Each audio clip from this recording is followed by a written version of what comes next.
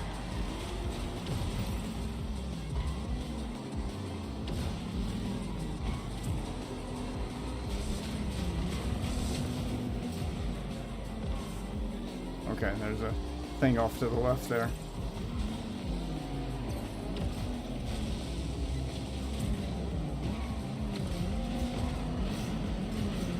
Damn. There's traps everywhere on this one.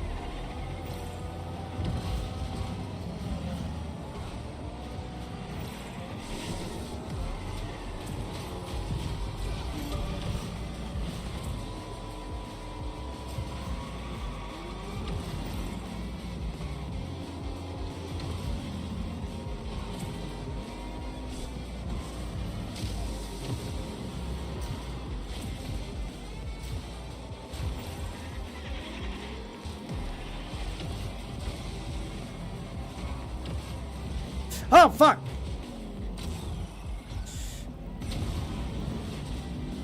Didn't go where I wanted it to go.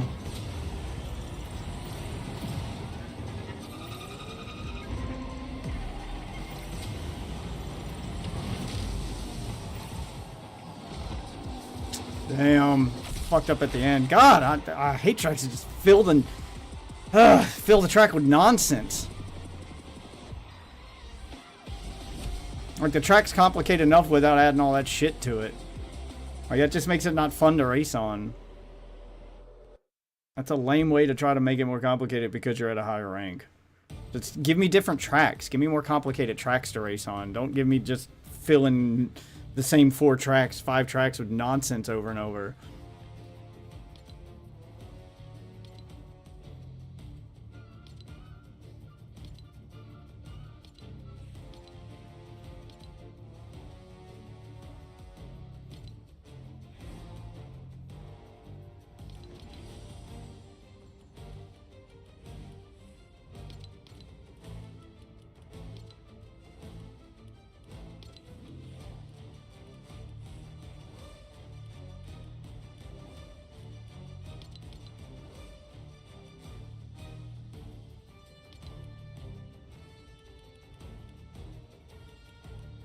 That color. Guess I'll go with no color for now.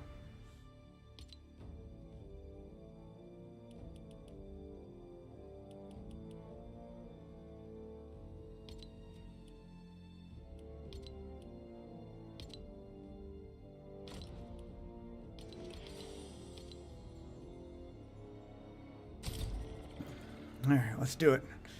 A Tron theme here, even though I don't quite got the tires I want.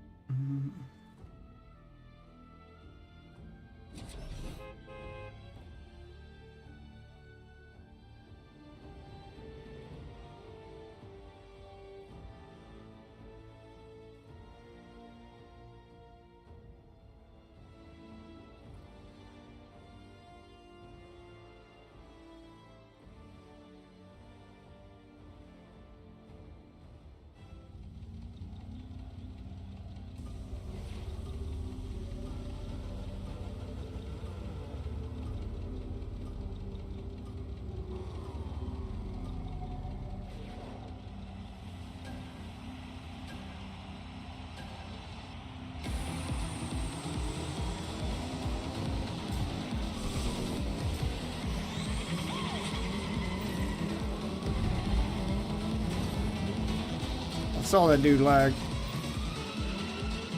I remember this track.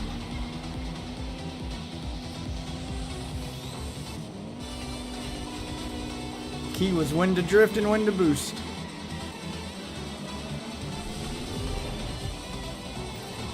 That won't hit.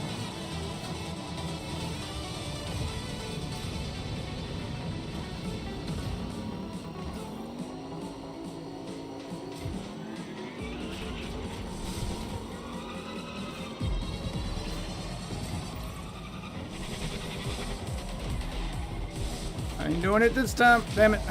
I hate the auto drift.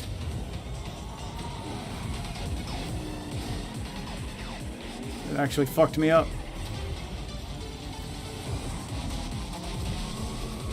Damn it, I hate the little things on the edge of the wall. Now I can't even just like ride the wall, which is a skill, but now it's not a skill.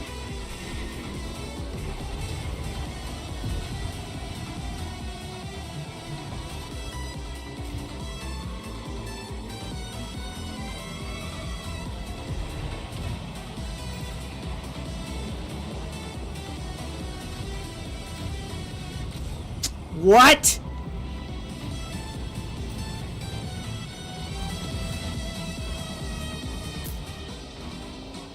Really aggravating. I'm out of practice for this course.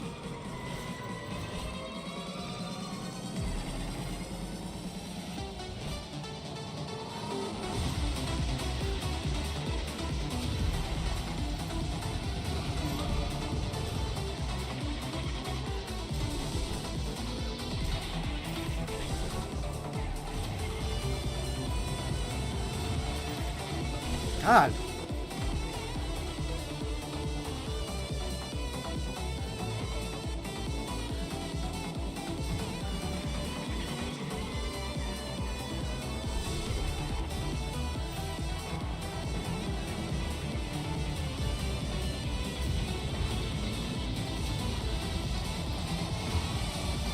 What? I hate that the same button is used to cling to walls that is used to initiate a drift.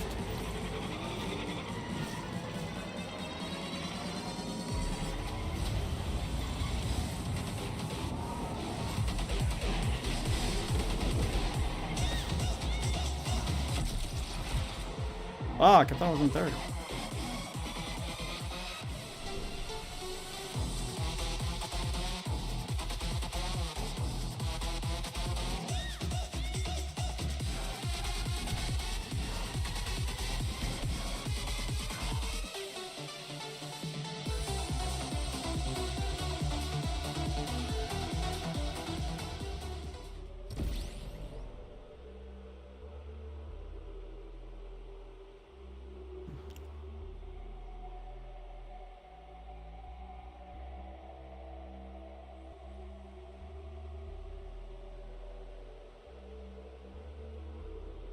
I have to go do some, have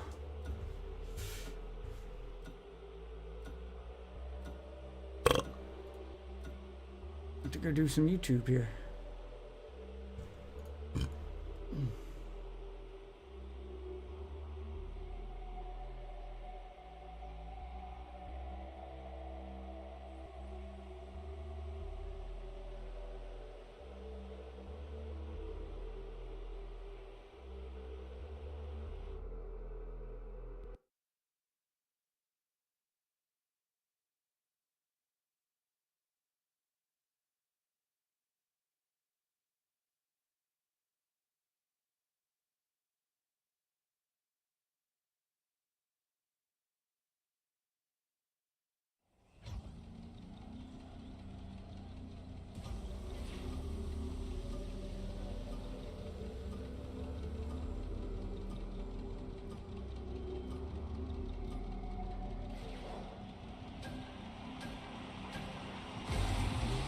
Ooh, fuck that one up.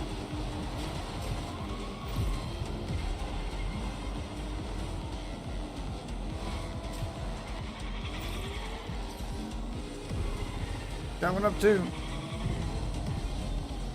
Not too bad though.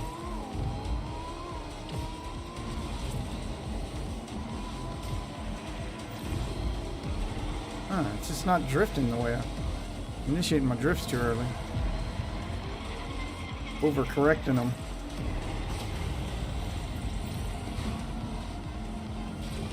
What the fuck? Dude. Getting pushed off the fucking course by some jackass who can't drive, that's the worst.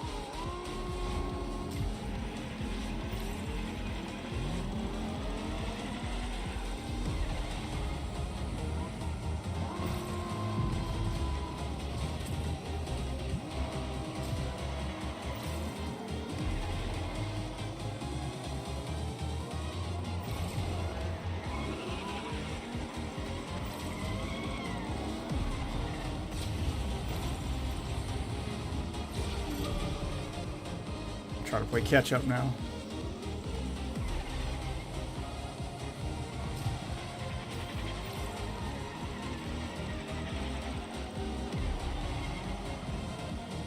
I don't like the collision with the cars on this.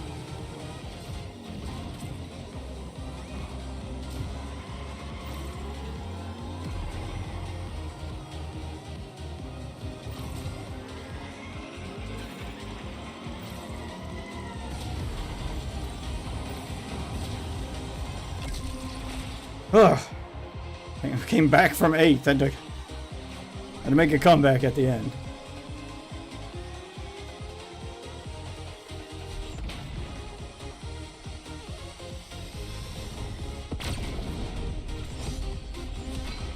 Oh, that's right. You start at gold 1 and work your way up. Alright, I've had my fill of rocket racing for the moment. We'll go to regular Fortnite now.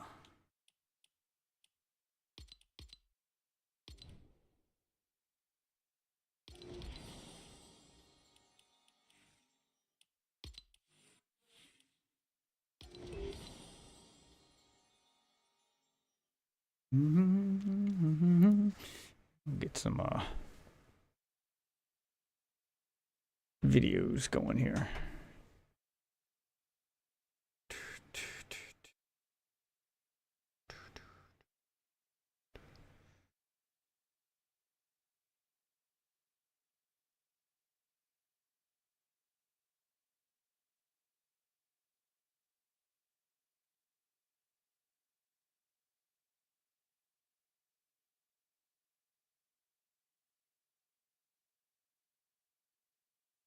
How was Roblox just successfully installed on my phone? One of my kids been using my phone. Is that what happened here? All right, let's see. One of the most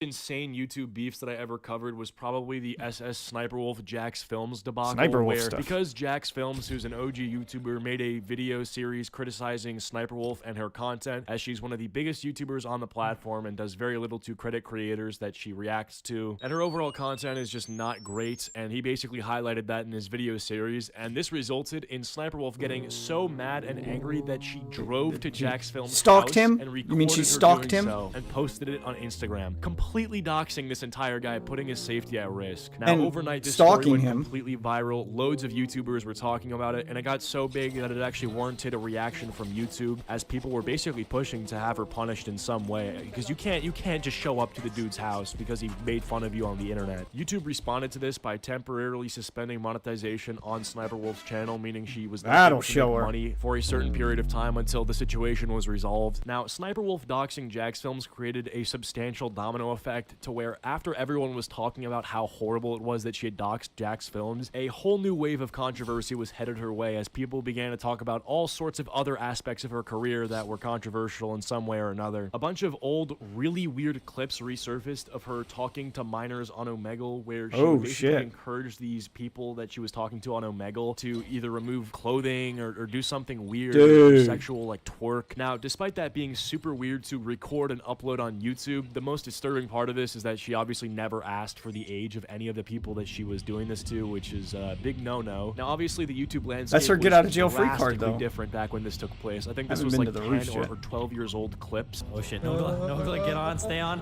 Whoa! What are you doing? No! Nogla, you stupid janitor Homosexual. But I'm of the opinion that Jesus. asking random strangers on the internet to twerk or take off I wanna clothes, see what that it's red not light the is. sort of thing you can justify by saying, "Whoa, it was a different time period back then. You know, things were different." In order for the quote Things were different. back then argument to work, things actually had to be different. I don't think what she was doing was acceptable back then. I just don't think she was nearly as famous, and YouTube was way smaller, so more or less people just didn't know about it. The things were different back then argument only worked works when you're justifying like I don't know, an off-color joke, or if you were like promoting something that at the time you thought it was good. And then besides those clips getting leaked, there's also the old drama that people forgot about where she literally ghosted a dying fan with cancer. That's totally real, and that is one of the most egregious things she's ever done. If you guys don't remember this, I think back in 2021, it came out that Sniper Wolf had been reached out to by a mother of a fan, and this mother had told her like, hey, you know, my daughter watches your videos and we would love to have a FaceTime with you. She's currently getting treated for cancer and she likes your videos. If you could just carve out 5 to 10 minutes and just hop on a call and just say hi to my daughter, she would greatly appreciate that. Who's your favorite person you follow? I only like hate her for that if she actually agreed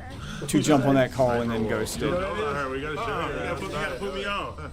I work on the Sniper Wolf team for you. That's crazy. I'm gonna try to get in touch with her.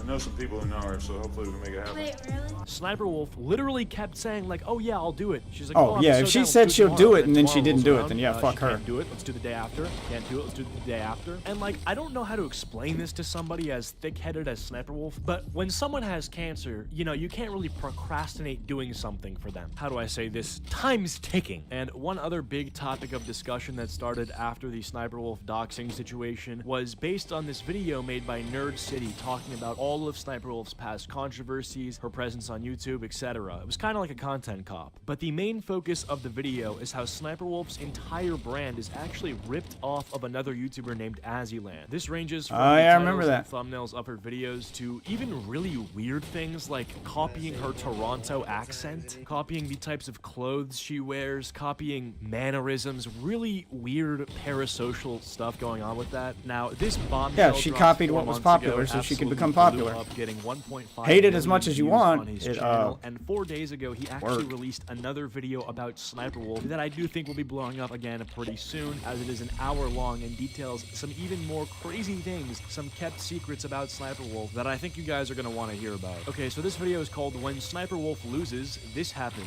Narcissism Explained. Now, if you haven't yet seen the video, Oh, yeah, I she highly fakes recommend being going good to at check it out. games and It's a really hates well-made when people video. tell her Nerd she's City not always good at delivers games. like a pregnant woman, okay? He's good. He's good at what he does. It's high quality stuff. Now, in the video, a main portion of the video, a large part of the video is dedicated to talking about Sniper Wolf potentially being a narcissist. Now, that word I feel like has, to me at least, lost a lot of meaning because I keep hearing it kind of like the word dopamine. Like I hear the word dopamine so much. Like, oh, TikTok is cheap dopamine. It's frying your dopamine. Dopamine detox. Kinda Dopamine is. this, dopamine that. And I'm just like that's a chemical in your brain, and people use it so willy-nilly as if it's this thing that they understand. Like I feel like most of the people that say the word dopamine have no idea what it means. In the same way that I feel like a lot of people who use the word narcissist have no idea what it means either. Like if someone is confident, they're a narcissist. also true. If someone talks over you when you're speaking, they're a narcissist. There's a lot of self-diagnosing, overuse of the word to the point where it kind of loses meaning. But a large part of the video is going. Yeah, it into seems the to be popular with a lot of characteristics words what nowadays. makes a narcissist, referring to doctors and experts and what the consensus is about narcissism. Nerd basically makes the case that Sniper Wolf has a lot of qualities and a lot of traits of somebody who would have NPD, Who would actually narcissistic personality be disorder. suffering Now, from NPD, ultimately, yeah. do I think that Sniper Wolf is a narcissist? I have no Yes. idea. I mean, genuinely, I haven't done the research, Yes. so I can't. I'll say answer yes it or for no. you. And also, Yes. who cares what I think? I mean,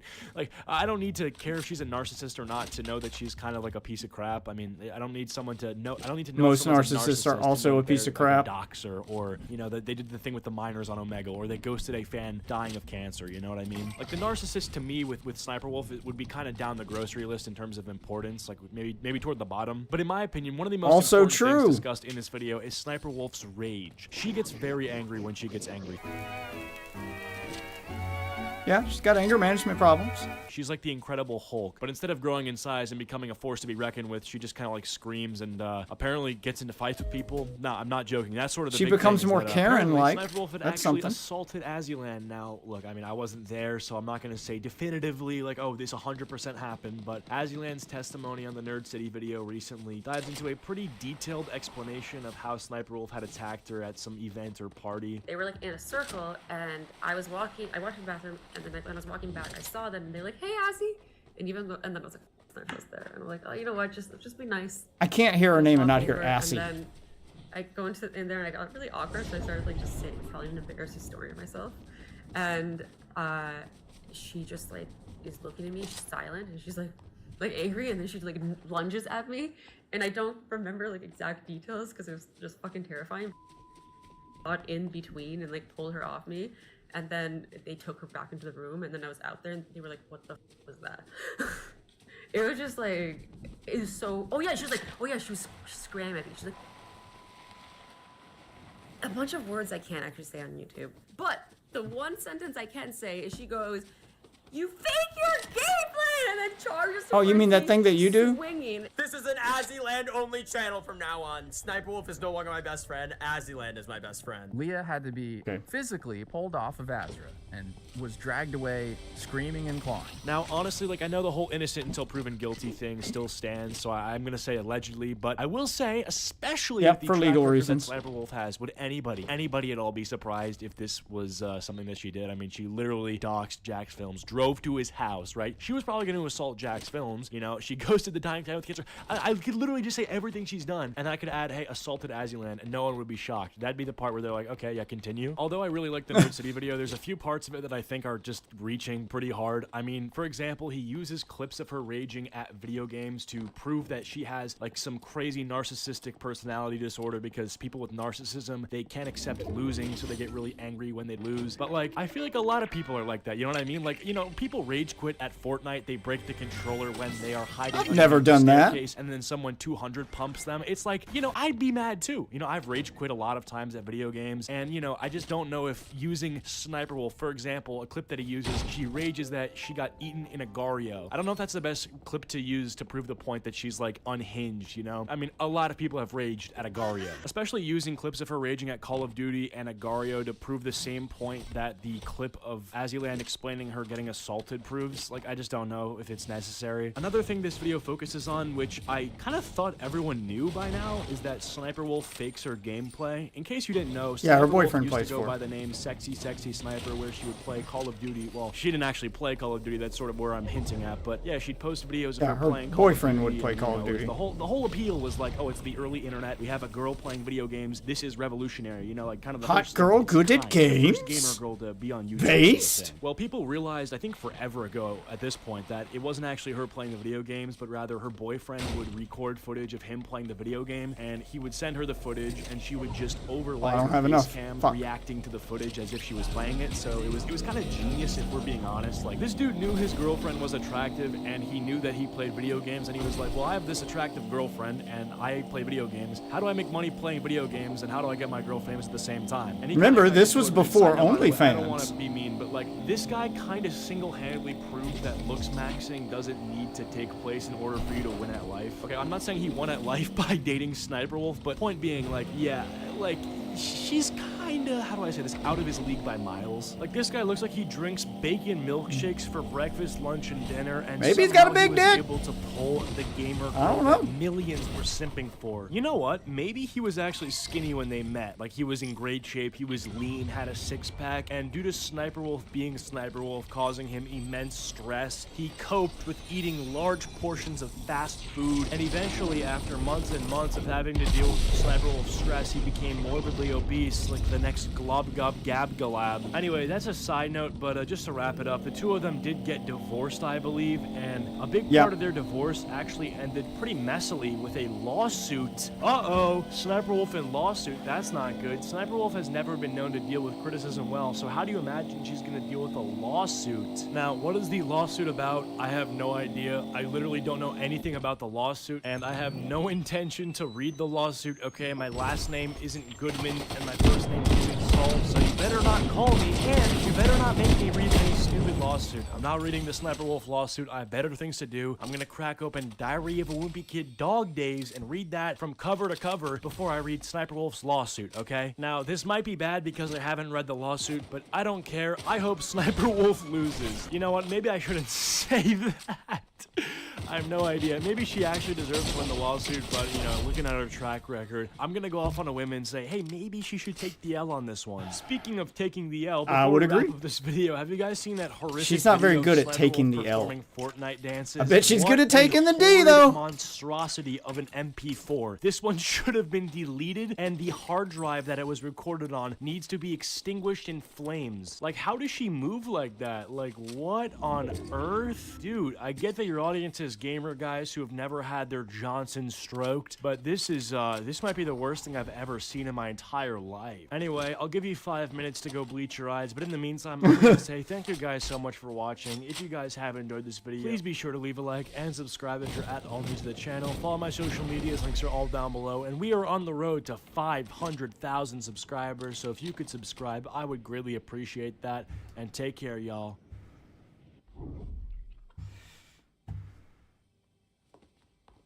So Sniper Wolf's still a piece of shit. Good to know. He's becoming an increasingly larger piece of shit.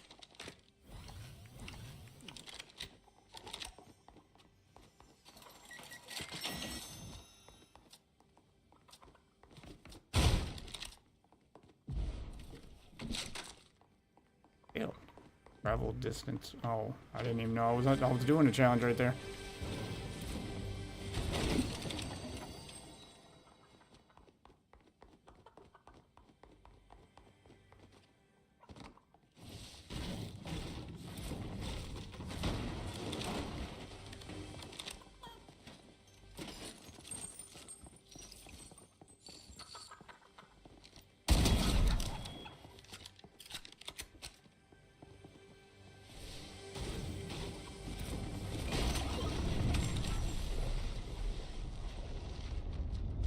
Fuck that chicken. That one was for you, Enjoy.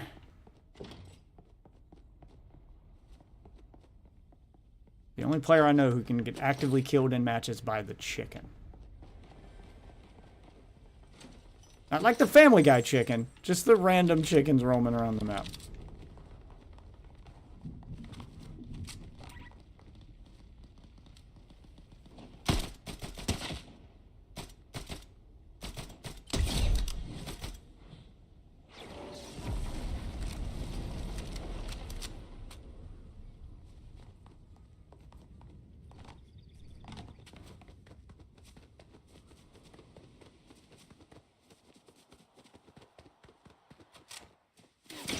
Oh, fuck, shit!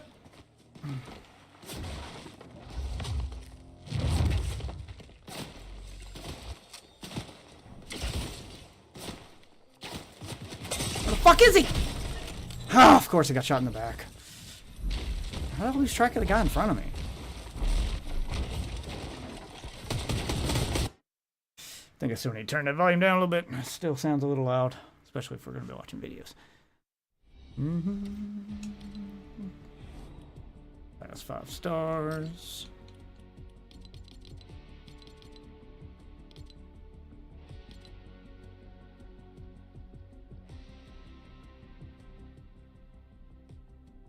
Let's go right there. Oh, let's see who's on real quick.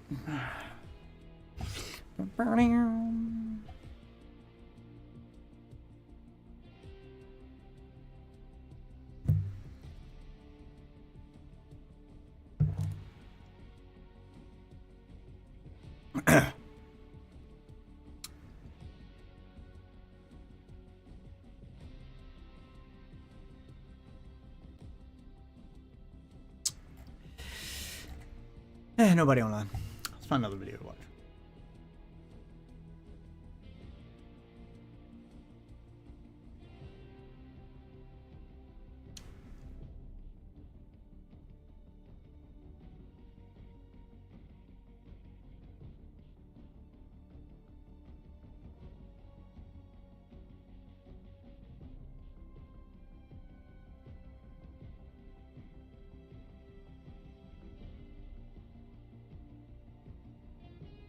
Turkey Tom video. Check that out. The original upload of this video was deleted by YouTube for a very dumb reason, so I've decided to re-upload it here because I think it's a very important story to tell. So without further ado, this is Too Mad Was Alone. Oh hey, I'm just about to go to bed. Look, the man clearly suffered from mental illness. Tonight, but that's alright. Good night, girl. I'll see you tomorrow. Too Mad was one of the most talented YouTubers of his generation. In a few He had short years, he moves. went from a literal nobody to having millions of subscribers. He And was then featured dead. by PewDiePie, collaborated with Max Mofo, Anything for Views, Jay Schlatt, and other extremely popular legacy creators. His audience was loyal. following Almost him like to being any an platform incel or made medium, him and popular. his style of comedy influenced millions Am I of doing people too during good his in time life they to were get all locked attention? inside and Is that wearing what's happening? masks. On February 14th, 2024, he was found dead of what was presumed to be an overdose. Living that rockstar lifestyle. Got too famous too fast. When Overwatch was released the in real 2016, danger of it quickly going, became one of the viral most on the popular internet. games in the world, with every content creator hopping on the bandwagon to try and capitalize. One such aspiring creator was a young man named Medea Sadiq, a 16-year-old boy living in Winnipeg, Canada. Now, Winnipeg is cold as sometimes, so he had a lot of time to stay inside. And at the time, he was also lacking any real-life connection whatsoever. According to Too Mad himself, he was basically mute throughout his time in school and barely had a single friend. He was constantly getting into fights with people and just had a very hard time growing up. The friends he did have he were was- called Sony Vegas and Premiere Pro. He had some kind so of he got social cooking. anxiety. Inspired by old MLG Possibly montage autistic. parodies and YouTube poops, he began making what can only be called schizophrenic edits of Overwatch gameplay.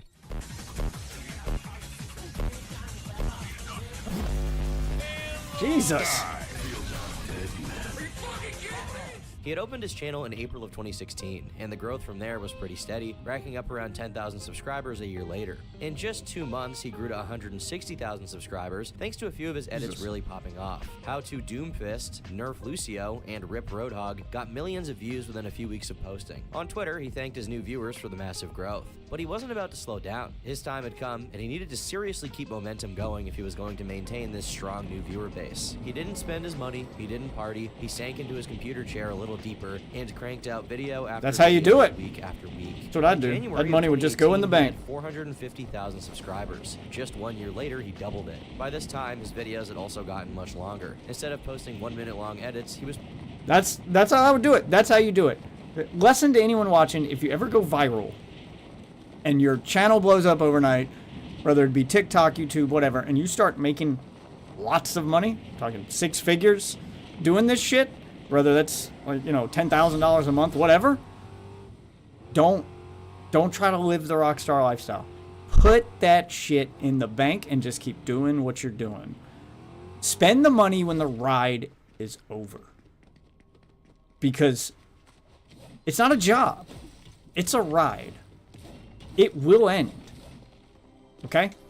No one stays on top forever. Or very few. Like, I know, because everyone's going to go, but PewDiePie, but MatPat. No. Those are the exceptions, not the rule. The majority of people, they blow up, they get their 15 minutes of fame, and then they slowly fall off. And if you spend all that money in that meantime, you lose it. It's gone, your fame is gone, and you're right back where you fucking started. No, you need to put that shit in the bank and hold on to it. Set yourself up so that when and if you need to quit, you get demonetized, you get banned, whatever, you can just not work anymore. You can live off the money. You can open a business. You can play the stock market. You can do a lot of other things to invest that money and turn it into more money. But you can't turn your money into more money if you don't fucking have any. Don't become the guy who doesn't have any because you took the money from your fleeting fame and wasted it. That's it's my little free advice. It's not financial advice. It's just life advice. It's just being smart with your money. Party a little bit, spend a little bit, but keep the rest and keep on pumping out content.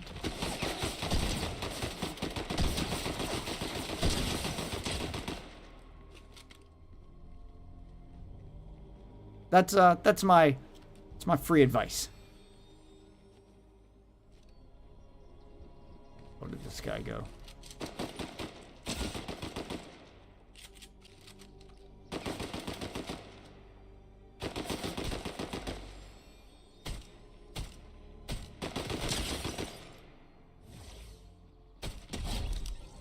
Sit the fuck down.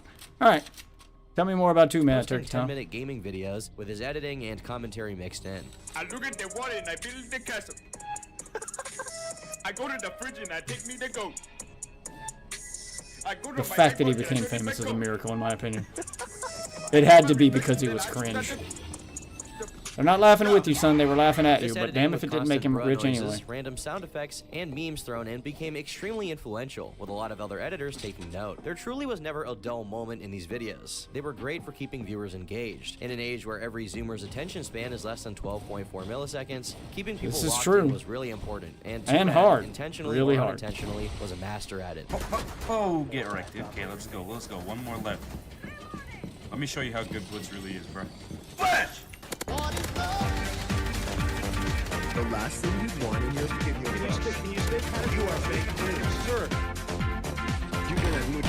By June of 2017, he already had 100,000 subscribers from his Overwatch edits. At the same time, he had been streaming on Twitch, where he cycled through Overwatch, Rainbow Six Siege, Fortnite, and really whatever game was really pulling in new viewers at the time. His personality was Clout slowly but surely chasing. getting out there, It and worked. it helped that his manner of speaking was basically in line with his editing, constantly quoting different memes, movies, games, songs, never staying in one place or on one topic for more than 15 seconds. He was definitely unique, and viewers loved it. In February of 2019, He was like he if did a face TikTok reveal was on a Twitch, person. which on YouTube got 1.5 million views. Literally every black person in fucking existence is gonna be mentioned. They're gonna say Obama, they're gonna say X, they're gonna say T'Challa, they're gonna say who else is black? Nelson Mandela? Who else? Thanos? He's half black. He's mixed, so. His face and his personality were out there on full display, giving him a golden opportunity to move from being just an editor to a media sensation. And that all really started with Goodnight Girl. Good night, girl. I'll see you tomorrow. God damn. The Goodnight Girl meme came at the perfect time. Just a few months out from his face reveal, his audience was already familiarized with his appearance. This video, which portrays him as a lonely simp or Discord mod, telling his e-kitten it's alright she deprived him of attention, went absolutely viral. Instagram, Twitter, Reddit, Yep, being an 4chan, you incel name made it, him it was viral. posted there Holy to shit. millions upon millions of views. And the clip itself is not like standalone, it's from a compilation of similarly cringe and hilarious bruh moments.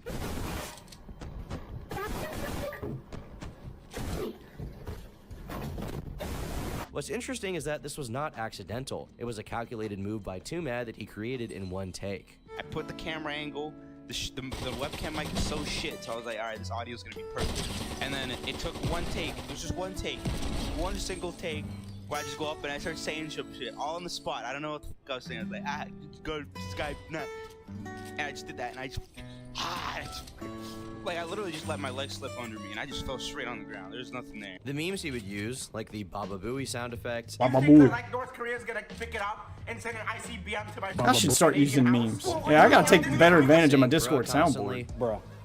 Bruh. and his poor impression of various ethnicities similarly spread across the internet and became synonymous with his brand. Yeah, that's just racist. Around this time, the original was a different 2Mad time. You channel could was be renamed racist back to then. 2Mad360, and his old second channel became his new main. He also expanded his content from just gaming videos to literally everything. Live streams of him trying to Yeah, I'm sleep doing that while with his mine. viewers sent I'm gonna do text-to-speech literally donations to bully him. everything. Just gonna do whatever the fuck I want. What the fuck is this? You laugh, you lose videos, or he would challenge his viewers to make him chuckle, with the prize being What have I done? IRL videos of him acting like a psychopath while riding an electric scooter. Then his neighbor stole that electric bike, so he tried to get the police to kick the door down, which they would not do. So he left them a troll face with a note asking for them to give it back. How am I missing? Can't do shit about it, but leave him a goddamn letter. What the fuck? 1984. I'll leave him a stack of money too. I'll give him everything he wants. Beep, boop, boop, boop, boop. Let's not put our face in the camera. Your photo is required. I just showed Obama the company of building building man. Probably use the name too. There we go. Let's open that up. Put in the letter. Give him that bonk. So you know you can give it back. There you go, buddy. And we'll give him a little bit of money too. Give him about like $5 in the tin. And goodbye. Any random event from his life would become content. He went out of his way to enrage sensitive fan bases like K-pop stans. Now, dude, now you see this has 6.2 likes, right? There were like 2 other tweets with like 20K likes trying to get my removed. He was really killing it in the content department. At this time, he was also taking prescription Adderall to focus. He describes his thought process naturally as extremely random and all over the place. This drug allowed him to lock in creatively and actually get things done. I'm on ADHD meds. Are you? What are you on right now? Dex 10 milligrams. But I have never even heard of Dexedrine. That sounds intense. Generic Adderall. Is it fun though? Not necessarily fun. It more like it's essential to function. It makes. Oh, do you like need Fuck like you, Adderall Aries. to function on a day to day? Adderall is. I tell you what, I don't need it, but it's probably a lot better if I use it. Yeah. Otherwise, I'll just be like, bruh, I'm moment all day, just like, hello, I'm thinking of literally the world. He was also smoking a considerable Yeah, he got amount of addicted weed to at some this shit. time. That's just all I need. And like good kush and alcohol. I though. wake and bake and I'm just like, I don't need shit. But this cocktail, for the time being, didn't seem to affect him negatively. It allowed him to push past whatever his mental problems were to make content on a consistent basis. While his popularity was rising, Too Mad was also on the move. Due to some complications with living with his family, he planned to move to Los Angeles, California. And one content creator who offered for him to move in was none other than Jameski. I don't know who Jameski is, but I feel like I should. Welcome back to another episode of N-Word News. Did Too Mad really say the N-word? Well, according to Jameski, he did, but the thing is, Too Mad That's right, I black. did. Jameski is a content creator who similarly came from a gaming background. You probably know him from his Uganda Knuckles VR chat videos that blew up a few years ago. These guys seemingly have a similar sense of humor and style of content. So where was their disagreement? In October of 2019, Too Mad began tweeting out claiming Jameski was actually Russian and not Danish as he claimed to be. This kind of became a meme at the time with a lot of people spamming Russian text at him. James did not take this lightly and decided to post a big twit longer outlining his side of the story. James says he offered Too Mad a place was to he stay, really taking but that their serious? relationship had been deteriorating in the lead I up thought to it this was pretty move. obvious He that it said was he like hadn't a spoken to Medea for like a few meme months thing. because he knowingly and purposely was harassing him over his PTSD speech He's problems. underneath me. He said Too Mad would go as far as to mock him for sounding alike to terrorists. Apparently, this really hurt his feelings coming from a friend. He also said that he would often use the N-word in long emails in chat, even though James asked him not to do it because it made a lot of people uncomfortable. I didn't mean He to dropped shoot the the hard NPC. R multiple times in text chat and voice during streams, which is one of the reasons why they stopped streaming together. Now, to criticize Too Mad for using this word is dumb because 1, based, and 2, black, so in the eyes of the world, he should be able to say it. Yeah, if anyone gets the pass, it's him. This Craigslist land, but oh my god, you want to buy this? Buy this now, it'll never be here again. Can you shout out my son, Nick? But it appears James's problem was less to do with the word itself and more to do with the potential of a Twitch ban when it's uttered. James also said Too Mad would constantly make fun of him during his Rainbow Six Siege tournament, which made him very uncomfortable. He felt it went beyond basic banter and it genuinely hurt him. Despite this, he agreed to let Medea move into his home in LA. But as the move-in date got closer, he apparently was warned by people about Too Mad. All of my friends said they didn't have a pleasant experience with Too Mad or knew somebody who would have a word or two about it. Without dropping names, all of the friends I spoke to collectively said they wouldn't let Too Mad in their house. But I imagine it's biased based on their experience with him. Too Mad is known for being vengeful, harassing people behind their backs, and leaking private conversations with malicious intents. After this, he decided to call Too Mad to make sure he actually wanted to move to Los Angeles for the right reasons. We called him to ask him this question because we wanted to make sure he's not going to regret his sudden decision to move to a foreign country without a proper plan. First of all, his getting kicked out within a few months suddenly changed to I just want to move out and that he wants to move to LA because it's where you make it big. Huge twist of the situation if you Don't ask me. move to He tried LA if you explain to become him that famous, Los Angeles Jesus. is extremely expensive and that he's going to live here at a loss and it might not meet his expectations. As I In mentioned fact, earlier, move to he a just cheaper insisted place that so we you can wait make until he good gets use of your partnered, money. Yada yada. He also made a Patreon a few minutes after our call, which is probably the right decision. So the plans to move in were still on. Too Mad was to attend TwitchCon 2019, at which time he would also swing by the house to check it out. But during the actual event, they didn't get to hang out as much as James would have liked because of a complication with Too Mad missing his initial flight. His reason for not getting on a plane was because there was a guy who had a turban. I hope it's a joke, but knowing his racist attitude, I doubt it is. So TwitchCon that year was in San Diego, which is a 2.5-hour drive from Los Angeles where the house is. James had to return early because his friend Scott got food poisoning. So while busy with that, Too Mad messaged him saying he was coming by the house to see it and will be staying with them. According to James, this was somewhat uninvited. Too Mad suddenly messaged me, "See you at your house in LA on October 2nd, to which I responded that me and Scott might be at the hospital and can't hang out as our flu was getting worse. He didn't care about how we feel or what we're going through. He said that he's still coming and that he's going to stay at my house for 5 days. I called him out on his dumb assumption and he began to guilt trip me for spending hundreds of dollars and that he can't even show up. Just a clarification that I never said he can't come, I was only confused about his intentions. After making it clear that I'm not claiming claiming he can't come, just might not be able to stay by himself at the house if I'm at a hospital, and I asked him to clarify the part where I told him he could stay at my place. He showed screenshots where I mentioned that the corner room is reserved for him, since he specifically wanted it and that there's no furniture, including no mattress. I explained to him that it's just a miscommunication, and it's not like I wouldn't let you in the house, but you should be more clear next time, alright? He started guilt-tripping me even more. At the time, I didn't realize he was just being manipulative, and I offered to pay full price for a hotel stay in case I'm at a hospital and he can't stay at my place. A week in Los Angeles at a hotel is $1,000 to $2,000 if you book it at the last moment, by the way. He continued guilt-tripping me. After a few hours, I told him that if he promises to take full responsibility for the house, I can let him stay in my room, even if I'm at the hospital. He told me he promised and reminded me it would be cool if I pay for his hotel. So Too Mad flies to San Diego, but says he has a place to stay, so he doesn't have to stay with James or stay somewhere James would pay for. James was hurt. Too Mad had been ghosting his messages in LA and not hanging out with him. In San Diego, he tried to get Medea to go to the zoo with him, and Too Mad apparently continued the same behavior despite being there to visit the house, which caused James sleep deprivation as he was really stressed out and confused. Later, James had planned a trip across the world to Australia and wanted to hang out there with Medea. Apparently, James messaged him asking if the two would be hanging out, at which point he just said sex immediately before giving him a fake address of where he was staying to mess with him. The same kind of stuff continued while there. Too Mad said to James he was staying with a friend from Canada, when in reality like he's he was off his staying with Sleeping meds. for Views. James, upset, messaged him saying the following: "You really think it's fair to You got a lie bad to me case for of 2 content weeks for brain is what absolutely happened no to him. reason? What happened?" Too Mad then sent a cringe.mp4 The addiction, file. He deleted the, immediately, attention and then just sent a really shitty image of Captain is America addictive. saying, "No, I don't think I will." Yeah, I mean, that sounds like something Too Mad would do. Eventually, James messaged Anything for Views about the situation. I spoke to Chad about this briefly. At no point did I say anything like, "Don't talk to Too Mad," yada yada. I just shared my experience and how I feel about it. When Chad was saying that everything seems fine, I told him that's all that matters and I'm just sharing my experience. I don't know what Chad told Too Mad, but a few minutes later, Too Mad wrote a 1,000-word rant about what a bad person I am. He twisted the situation multiple times and tried to guilt-trip me really hard, but it didn't work this time because I could see everything right through. The cherry on top was quit the pettiness. This is literally the definition of high school drama. Just leave me alone, man. I didn't bring this to the public because I didn't want drama. I didn't want our viewers to be involved, and I thought he was just a scum person who will move on after this. The only people who knew about the situation at the time were people who were around both of us and just saw it slowly develop. At no point did I call anyone up to get them against Too Mad. The only conversations were just me sharing my experience and asking for advice because at the time I didn't realize I was being manipulated. Pretty ironic because Too Mad allegedly went ahead and started trying to get people against me behind my back almost immediately. Despite the just leave me alone, He's trying to man, create Archie drama said to in me, order he was tweeting to at me all morning, targeting not just my tweets, but Great also content. replies to my fans. He's got content He blocked brain. me on Twitter so I couldn't even see his replies. Worth mentioning, he's been deleting some of the Discord messages and then edited his manipulative rants. Good thing Discord shows the time of his edits. He also deleted me everywhere right after I got no contact with him. After reading all of this, So I bet it's a lot where of you are get asking,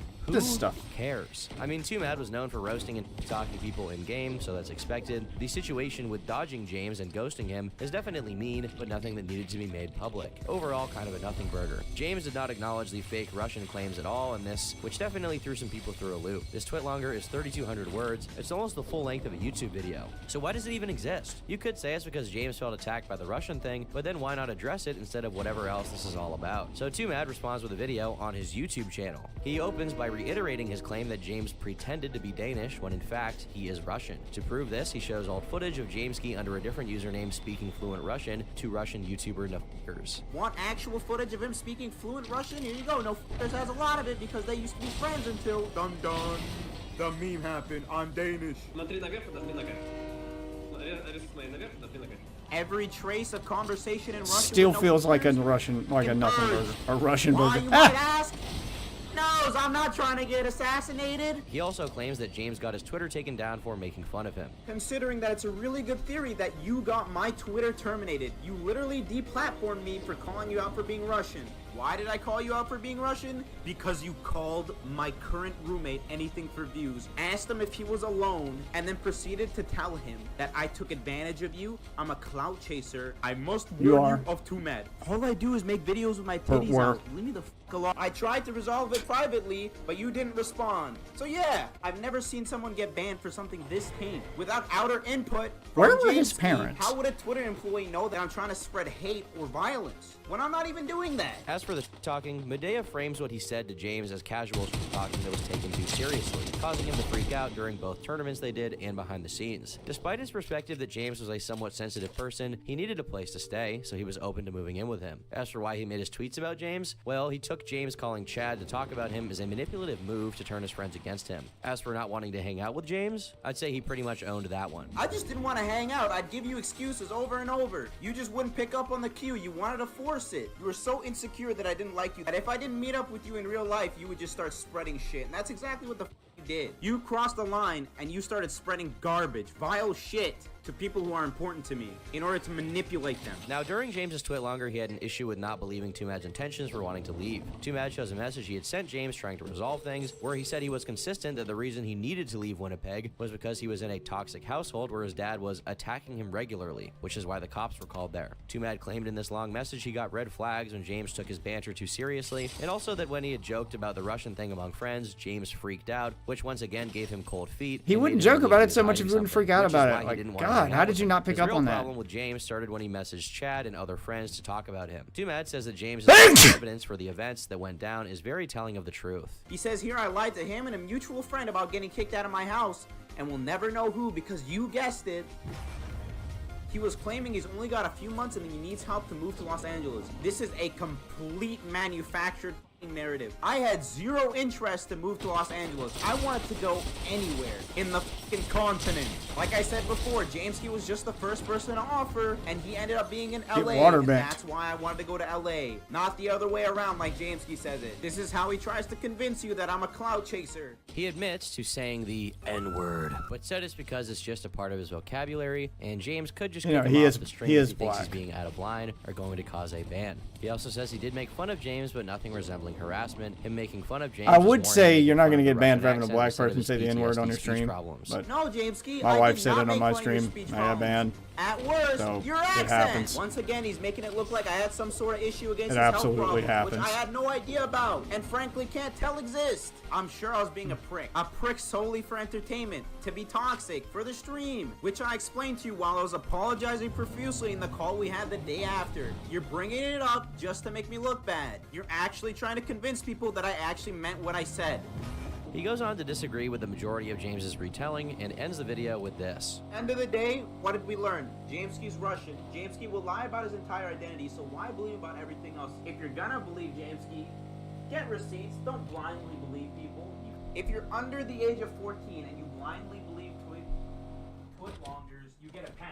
But if you're over 14, I prescribe you with children brain. James responded with another twit longer. Just make a video, bro. You're really gonna make me read this? Well, it is my job, so big bullet points. During the drama, 2Mad said that after his video, James would come out and threaten to off himself. James sees this as an immature comment. He claims he did not mass flag or report at 2Mad. It was actually Maximilian Muss. The real reason James was mad about the tournament in the recording 2Mad shows is because he had invited someone James does not like, which made him uncomfortable. He rebuttals 2Mad saying he was never kicked out of his house with a DM of him saying he was. But I guess you could take this to mean he was being forced to move due to circumstances and not literally kicked out if you want to be charitable to Medea. He shows messages of 2Mad dodging him when asking to hang out, and the rest is mostly just stuff that is up to interpretation between the two. And he finally responds to the Russian thing. He proceeds to manipulate his audience into a mindset that I always have something to hide, that I flip out whenever someone brings this up and more. The way the video is edited is also very manipulative. He claims that he's a victim and that he dodged a bullet. He claims everyone is afraid to speak out and he's the only one brave enough to talk about it. He drags Roman into this. Me and Roman are friends. I gotta travel a distance with this car. Lately. For the record, I used to study in Russia for a part of my life. It was the worst part of my life experience I ever had. I was also mostly homeschooled. It was around that time when my house was set on fire twice due to arson. 2Mad knows my house was set on fire. 2Mad knows I was hospitalized after. 2Mad knows I had a horrible depression and that my family was broke and that I was extremely distressed. It's worth mentioning that he didn't mention in his video about me living in other countries, and he didn't talk about me talking French, broken Suomi, etc. back in the day. Also, it's worth mentioning that I mostly spoke to fuckers in English when he was recording in Russian. Speaking anything but English is outside of my comfort zone, and I will address that later down below. I know some people have made up lies about me, and I didn't want to address it publicly. However, my close friends knew from the beginning my name is James, and it always was. I did study in Russia for a few years, like I mentioned before. It was a horrible experience. No offense towards Russians, it's the life situation more than anything. 2Mad never brought up that I also lived in Poland, Denmark, most significant, and many other countries. My family moved a lot. Longtime longtime viewers also know I have a bit of a French background and I spoke French in some of my videos. The arson is one of the primary reasons why I had to leave my education to work to support my family. I made it clear many times during my live streams I can understand multiple languages, but English is the only language I'm comfortable fluently speaking. I never tried to hide it. I don't understand why people stick to that so much. I think this entire beef was extremely dumb. A lot of miscommunication clearly happened. 2Mad probably never lied about why he wanted to go to LA, but James clearly read some things as more definitive and serious than they actually were. James probably did not pretend to be Russian, and this was just a misinterpretation, and 2Mad took his sensitivity around the subject as proof he was lying. James probably called Chad because he was weirded out by 2Mad's behavior, which 2Mad had every right to take personally as some weird way of cutting off his new YouTube connections. To say one person is extremely in the right while the other is not is dumb. Frankly, the reason why 2Mad won this beef is because he's just way funnier than James. But by the end of it, there was no resolution. James hated 2Mad and 2Mad hated James. And from here, they go their separate ways to continue on with their respective careers as niche internet micro-celebrities.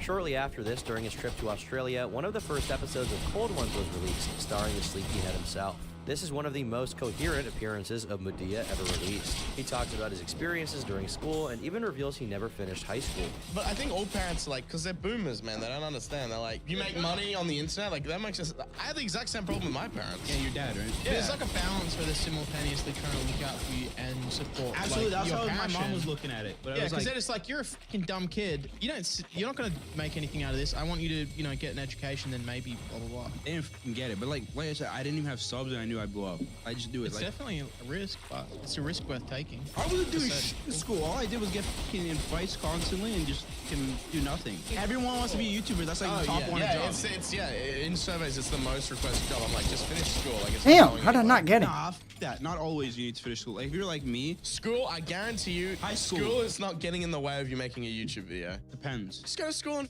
f around then if you're not High interested. school, high school probably finished that. I didn't finish it. They did a video where they made prank calls, they did a vlog in Los Angeles, and 2Mad continued doing his regular content as well. Now, there are a lot of examples I could give. The guy was at the peak of his creativity and comedic prowess. 31. But my I gotta gain personal one more favorite level. thing he did is also probably the most obnoxious out of it all, the Zoom videos. When the pandemic was happening, many students had to take classes online from their home or dorm room to prevent the spread of COVID-20. So 2Mad would get his fans to send him Can't links say to their COVID. classrooms and then mess with the teacher by just being himself. Sorry, I mean, class is over. Hi. Sorry.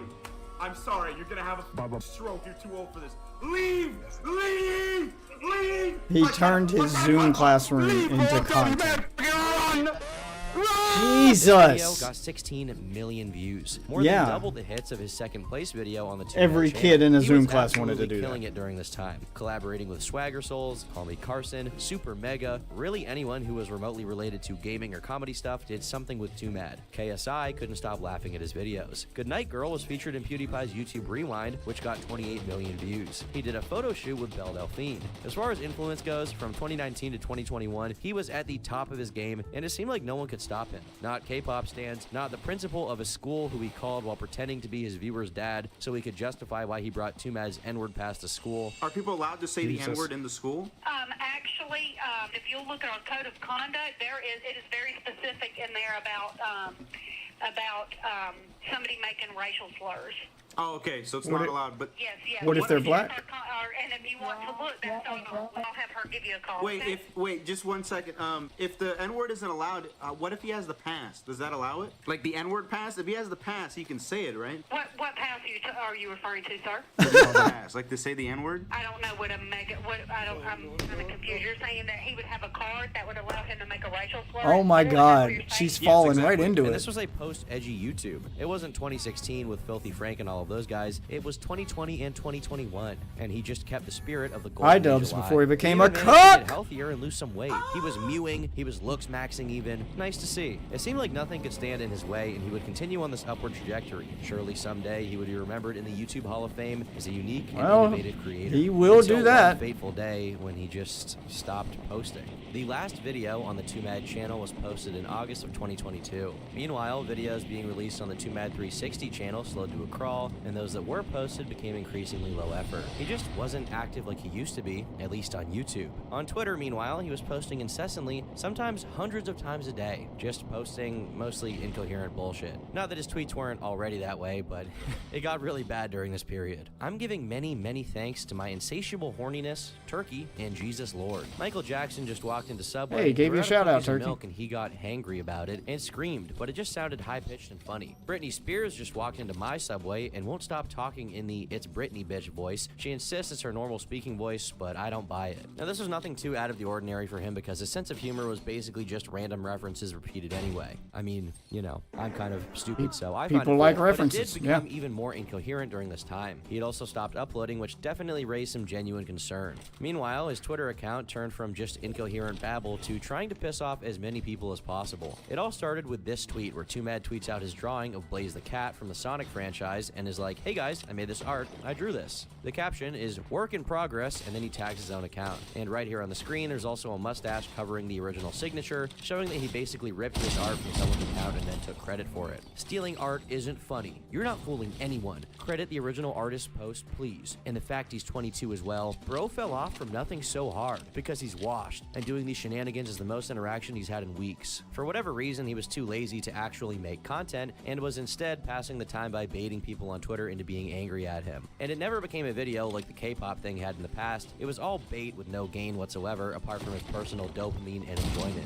This happened in March of 2023, and he copied these events further as a means of baiting angry interactions on Twitter. Nothing substantial happened for a few months until the allegations were made public. During one of his attention-baiting episodes, 2Mad mocked the death of a British trans girl named Brianna Gay by saying that she was his girlfriend. She was murdered, with the teenage pair who did it sentenced to life in prison for an exceptionally brutal killing, partly motivated by her transgender identity. I mean, there's just no benefit to saying stuff like that. Like, I was trying to tell him, I was like, dude, I know you're not a pedophile, but like, there's just no reason to like tweet the picture of the trans 16-year-old who's dead, like repeatedly, be like, she's so sexy. Like, there's no benefit to that. I even think it's funny. Like, I can acknowledge like there's a funny aspect to folks to joke about something that's that up. Like, I almost get it, but it's like, just why? Like, why do that to yourself? You know the response you're gonna get if you're in that position. And he just seems to genuinely just not care. A lot of trans people on Twitter were upset about this, and with the hate swirling, a user named Goldie Bell took it as an opportunity to talk about her experience with 2Mad. On June 24th at 1:41 a.m., she posted saying the following: 2Mad is psychotic. What he said about the trans girl is genuinely how he is IRL. He's way worse in real life. Most psychopathic person I've ever met. If you're reading this, Medea, this isn't an excuse to try talking about me again. I'm completely serious about involving the police. Spam from 2Mad after I blocked him for SAing me. He made 6 burner numbers after this to also spam me on, as well as Instagram accounts and a Twitter account. If you want proof, I have all of it. Just ask. You can see him send texts actively at the end. Yeah, he's off his meds. Yeah, I met him October 2022. On different I hung out with him in person non-prescription meds. meds. There's seriously so much And went insanely crazy. terrible stuff he did to me. It would take ages to explain, but the highlights is that he was taking a lot of drugs, pressured me into sex, verbally belittling me constantly, jokes about things like if I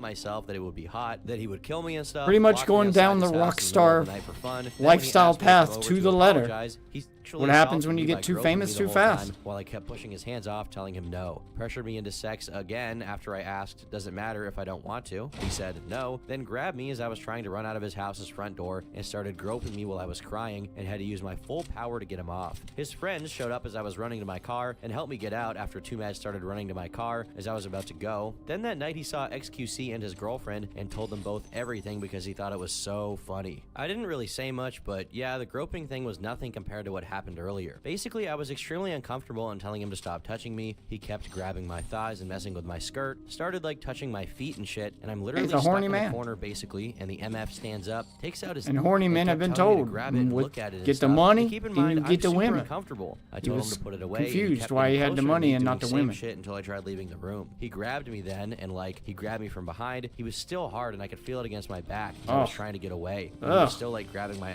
stuff. Sorry for wall of text. Oops. He did that twice. At the time, 2Mad responded by saying, okay, and call the cops. Do it. They'll be like, who asked? Goldie Bell then posted a screenshot of 2Mad supposedly mocking Bianca Devins, who is a 17-year-old girl who was brutally murdered by a guy she knew online. She also said she had more screenshots of him being a bad person compiled in a folder, but refused to reveal it for the time being. She then posted a video of him apologizing for misgivings, including making sexual advances she was uncomfortable with and pushing past her boundaries. I am literally driving, but I'm literally in Oregon, fucking Washington, Oregon. Yeah, okay. So, apology. Alright. So, I can't take the damage away that I've done, but I'll try my best, okay? Okay, I at least want to take responsibility for what I did, you know? You know, like the way I treated you and like... At the very least, he seemed to admit some kind of wrongdoing, but what it was unclear, as was the severity. She then posted literally thousands of messages of him spamming her, acting like a nut job basically. Some people questioned if this was just typical Too Mad behavior, while others speculated he had to be using some substance to justify spamming someone. Probably a mixture of both. While he wasn't on YouTube, he was still infrequently streaming on Twitch. The same night Goldie Bell posted all of this, he went live and made fun of her, saying she was desperate for attention, and that the allegations were cookie cutter and dumb. Getting a real response out of him was nigh impossible. Nobody f***ing believes you. Okay, actually, the first thing that I did was, I'm not that bad. I didn't fucking... Bro, I was on the couch with the fucking cat, scrolling! Welcome. Mindlessly. And then I saw the fucking kid. Oh my god, it was an honest mistake. I was just posting. I was just talking, okay? Like, I'll tell you. In this stream, he also said she was his girlfriend at some point, and this was a relationship struggle. He also, in a few different contexts, claimed he had paid Goldie Bell for oral sex, which she supposedly accepted. Meanwhile, Goldie Bell said she was never in a relationship with him. There also seemed to be some conversation about him giving her money here. He says he wants to shower her in cash. They discuss some money that he's to give her to make her feel better for something he did. And then, when they're talking about him giving her money, he says she should get the sperm out of him. Most fucking ridiculous Jesus. shit. Whatever. I don't like cancel culture anyways.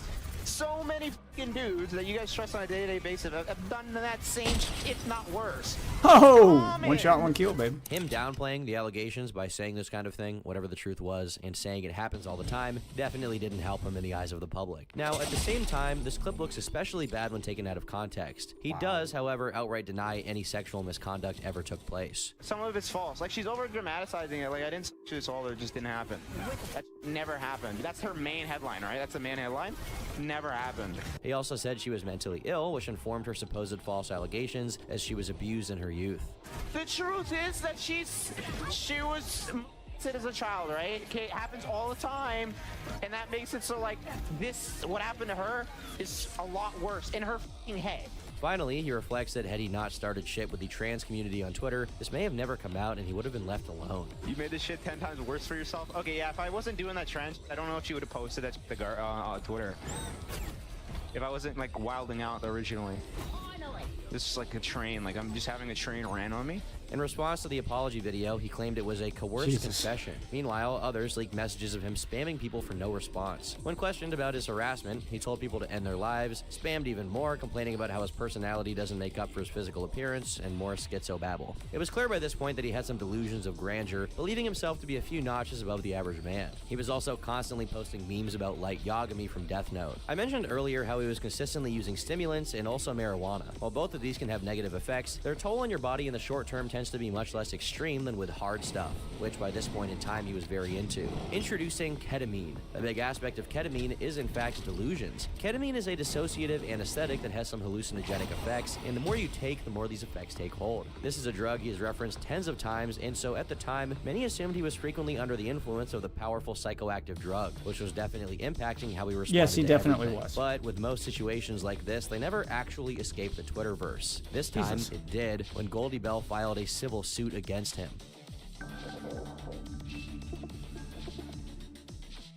On July 6, 2023, Goldie Bell, real name Isabella, filed a request for a protection order against Too Mad or Medea Sadiq. She claimed she was being harassed by him through threats, both public and private. She also said they've been witnessed by James Prime, the real-life name of Jameski. She claimed it began in December of 2021 and lasted until the present. When asked if he had threatened her with a weapon, she said, "Respondent pulled his gun on me while I was standing on his front porch," which was caught on video and posted to Too Mad's Twitter account. He owns numerous firearms. In connection with his threats, she posted a video to Twitter showing him firing his pistol in the air while sitting on his patio. She also claimed to have been sexually assaulted on multiple occasions, including coerced oral sex and intercourse. "I live in constant fear of my life. I am Isabella, and I am the petitioner in this action. I bring this petition because I fear for my life and safety. I am a 19-year-old art student. Beginning in November 2021, respondent Medea Sadiq sexually assaulted me on multiple occasions, and over the last several weeks has made private and public threats to my life, repeatedly harassing me online and by phone. Respondent also pulled a gun on me, which is captured on video. Exhibit C. I believe that respondent is severely mentally ill and unstable. I fear that he's going to harm me. I met respondent online in October 2021, shortly after I turned 18 years old. Respondent is a famous YouTube video creator with millions of subscribers and hundreds of thousands of followers on Twitter and other social media platforms. On or around November 21st, 2021, respondent invited me over to his house to spend time together. When I arrived at his door, he immediately asked me for my ID to verify that I was 18 years old. He then asked me to give him my phone, which I did. He then deleted our prior text message conversations on my phone and told me to leave. I immediately felt very uncomfortable and left after just 10 minutes. In December 2021, respondent manipulated me into coming back to his house to visit. He assured me that he would not make any sexual advances towards me and that he simply wanted to apologize to me for how he had previously acted. He gave me marijuana, and I quickly became intoxicated. He then returned to making advances. As we were watching a YouTube video together, he pulled out his penis and demanded that I give him oral sex. I was in shock and refused him over and over again. At that point, he placed himself between me and the door and began to get enraged. I knew he had multiple guns in the house and he was not going to let me leave. Because I was scared of what he would do to me if I continued to refuse his advances, I performed oral on him against my will. I was too intoxicated to drive home that night. His manipulation continued over the next several weeks, and he exerted sexual control over me, eventually forcing me to have sex with him against my will. I repeatedly told him that I was not consenting to sexual relations with him, and in an attempt to lure me back into his house again, he sent me a photograph of a contract he drafted, wherein he promised not to demand sexual acts from me, and he acknowledges his wild, uncontrollable psychological problems. A true and correct copy of the photograph is attached. By January of 2022, I had enough. I told the respondent that I would never allow him to touch me again. As I turned to run out of his house, he ran after me, tried to tackle me and grope my breasts. He seemed to find this funny. I was in tears and begging him to let me leave.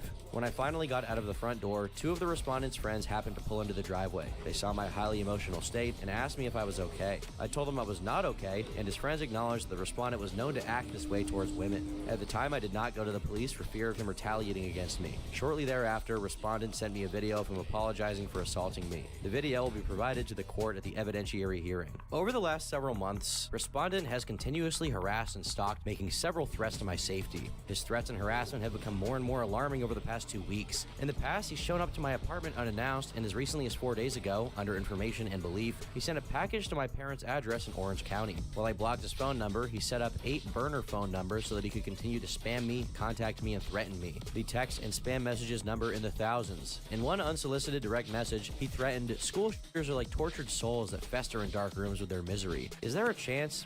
Yeah. Like I might get a phone call from Jesus Christ to exhume your soul for the sacrifice, and unfortunately in this situation, I must do." Further, respondent repeatedly harasses and threatens me online, including on Twitter, which has provoked his large following of fans to join in the harassment. Just a few days ago, the respondent referred to me in a threatening tweet, watching Death Note to mentally prepare the most effective way to make this bitch jump out of her skin in her apartment. In another tweet while talking about me, the respondent posted a meme depicting 3 assault rifles with the caption, "Who's getting the assault rifle?" He further tweeted that he will burn my life to the ground and that he is plotting on the bitch.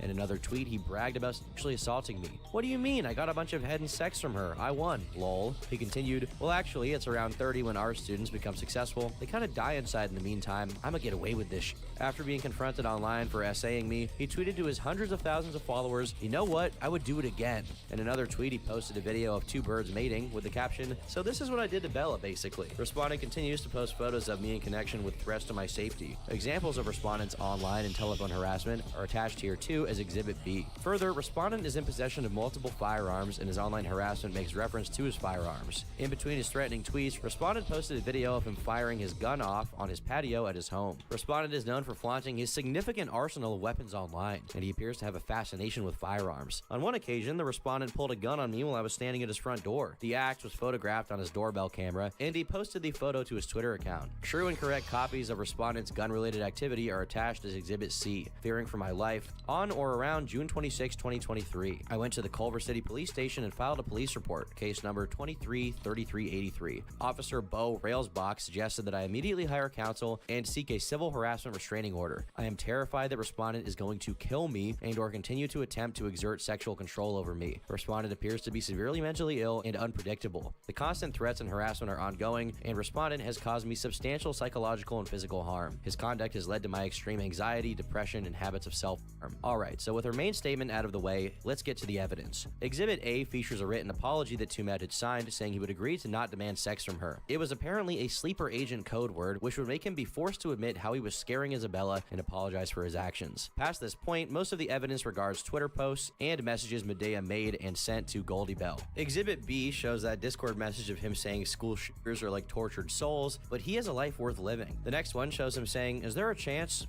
Yeah, low key. I can lie and say no though. Like I might get a phone call from Jesus Christ to exhume your soul for the sacrifice. And unfortunately in that situation, I must do it. Now some of the posts entered into evidence are just straight up goofy to be included here. This one shows him making some meme about Death Note. The next image is a Halo meme assigning the assault rifles featured throughout the series to their respective Alvin and the Chipmunks character. Page 16 meanwhile shows Leafy is here asking Tumad why his Riz is so bad, with him responding saying he got a bunch of head and sex from her, so he won. In the same screenshot, we see him saying the reason he made the apology was to get her to unblock him, and it was not sincere. They feature him spam posting about driving in Oregon, which was his favorite bit during this time. You guys don't get it. He's not giving a good response, not because he's crazy, but because he was driving. You're not supposed to text and drive, especially not in Oregon. Page 22 features a tweet of him saying, you want me to suffer for it? Hell nah, and you know what? I would do it again. The next page is a meme he made about Oregon and the allegations. Finally, at the end, we get some text messages of Tumad and her. She asks him not to send her sexual things anymore, and he just dismisses her. Then there's a bunch of nonsense about self-improvement, and I miss the rage. Now for Exhibit C. The first piece of evidence here is an 11-second video Tumad posted himself, which appears to feature Goldie Bell coming to his door and him holding a gun. She claims this is one of the moments when he threatened her with a firearm. Here is that video. Now in the video itself, Tumad claims that this Glock is just an airsoft gun, but he does have a real one. The next video is a re-uploaded edit from Tumad depicting him walking on his patio with a different airsoft gun, shooting it into the air with artificial muzzle flashes and sound effects. Look, whoever's the CEO of WebP,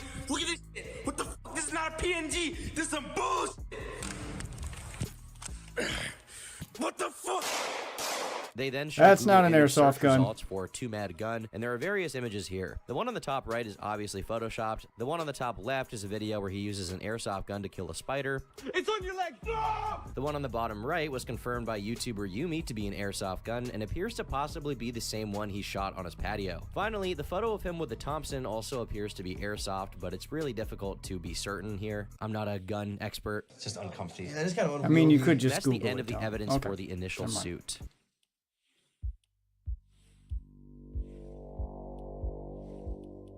Who do I want to get rid of?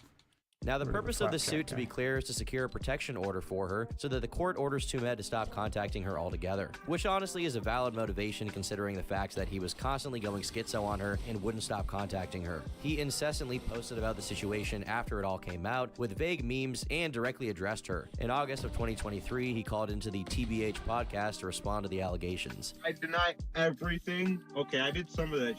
Alright, so not everything. Which things? No, I didn't do. Okay, I don't deny everything. I deny some things and I accept some things. Okay. I'm just describing what the actually doing. I'm in Oreo right now.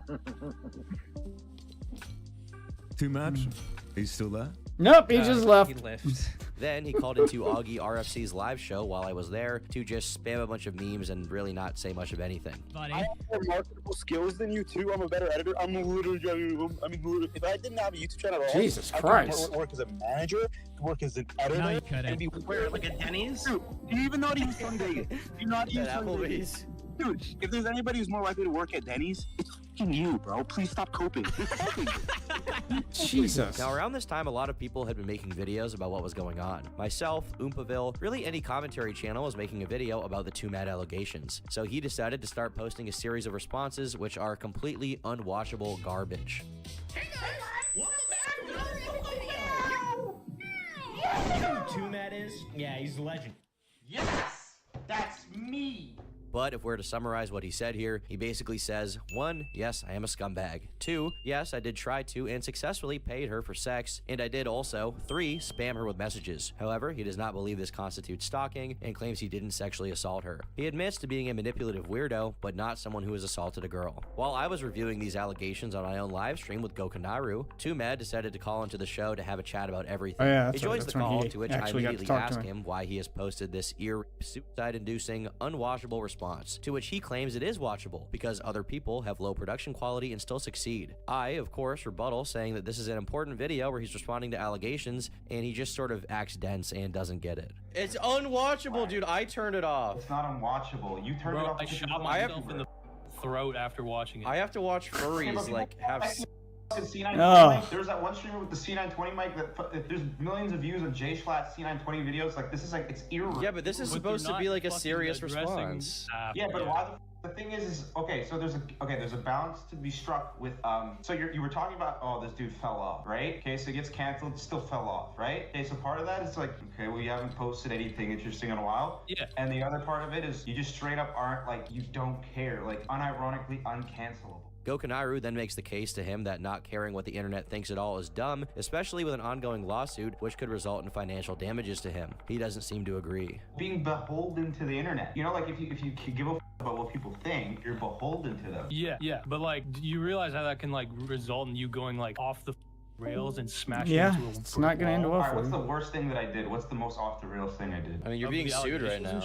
Yeah. Oh, the being sued thing, I didn't do that to myself. I did that to myself a year and a half ago, but that was a year and a half ago. What do you mean did it to yourself as in like you did what she said, Like or everything you're just saying like what everything that happened? Yeah, what I'm being sued for, I did it a year and a half ago. Okay, but now your Not all response of to it is to like make this like insane video where you just like blow out the mic and say a bunch of bullshit, babble, and like scream like. Well, okay, well, so the alternative is to say nothing. Yeah, it's a lawsuit, an ongoing lawsuit. Do you have to comment right now? But if you say, Yeah, that's what you're supposed to do. That's what your lawyer will tell you to do. Shut the fuck up. And be like, yeah, I mean, I'm just dealing with it right now. Like, you know, I'm gonna deal Just with it make a legally in the statement proper that channel. we're Like, going I feel through like the proper there's channels. Yeah, literally you make a no statement benefit to that saying you video. can't say The first anything time that whole because thing- it's in that court. whole audience has heard of you, Now it's that just, it's going to schizo court, you have to unwatchable remain videos. quiet, Like, and his then they mission wait at for the this outcome of the moment court seemed to case. be to That's how completely that's just supposed to blow up the go. rails publicly and piss off as many people Jesus. as possible. He didn't care about pleasing anyone. In fact, he wanted to. I mean, rid his dude would have audience ended up of going to the jail if he Emily hadn't died. BLM Like, that's the types, as he truth. puts That's it, what would have and happened. just leave the based ones, so to speak. But given the serious situation he was in, being in a lawsuit, it didn't make sense to us why he would be posting things like, I did it and I would do it again, and to make all of these terrible response videos. No matter what we said, he didn't. Everything's just content to him. Like, he's content brained. And, you know, on drugs.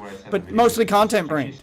Traumatized by somebody else, so she's like having an overreaction to what happened to her. So like the actual like intelligent opinion on like what actually happened is like pretty innocuous, non-excessive. But it's like it's still not good just in the sense of like because she's traumatized, it's like I should have been more delicate about it. But what I did is like she's definitely like he's gay, like she's a little gay person.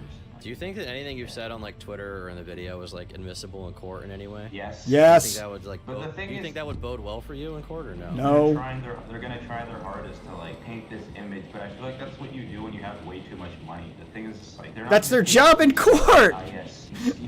Oh my God. I mean, Is this lawyer not giving him advice? Take it and be like, why is he like just saying all this bull, contradicting himself? Like it doesn't really make sense. Why- Yeah, I mean, yeah, there's like the contradicting thing, but like That's like a also big it's just deal. like, well, not as bad as it is because like it's gonna Yeah, all it's get bad. aggregated anyways, right? He would have ended up in jail And we're anyway. gonna look at the tweets and stuff like that. Dude, I just like, just what are you doing? Has your lawyer told you what if it's a good idea or not to post on social media? I Yes, assume thank he said you. it's a bad idea. Yeah, he told me not to, but it's like Yeah. you can just tell the guy is like not taking it too serious. Like he's an experienced lawyer, so he's dealt with like a. He's not taking it multitude of, seriously. like- I feel like He's your lawyer. He's taking it seriously, but he's not taking it seriously in the sense of like you need to stop doing that now. It's more Yeah, like, he's you not should thinking stop about doing it content. rather than you should stop doing it now. Like for example, like. Oh so my somebody God, now the is, hairs like, he's you know, splitting like, here. You need to stop doing that now. No. Yeah.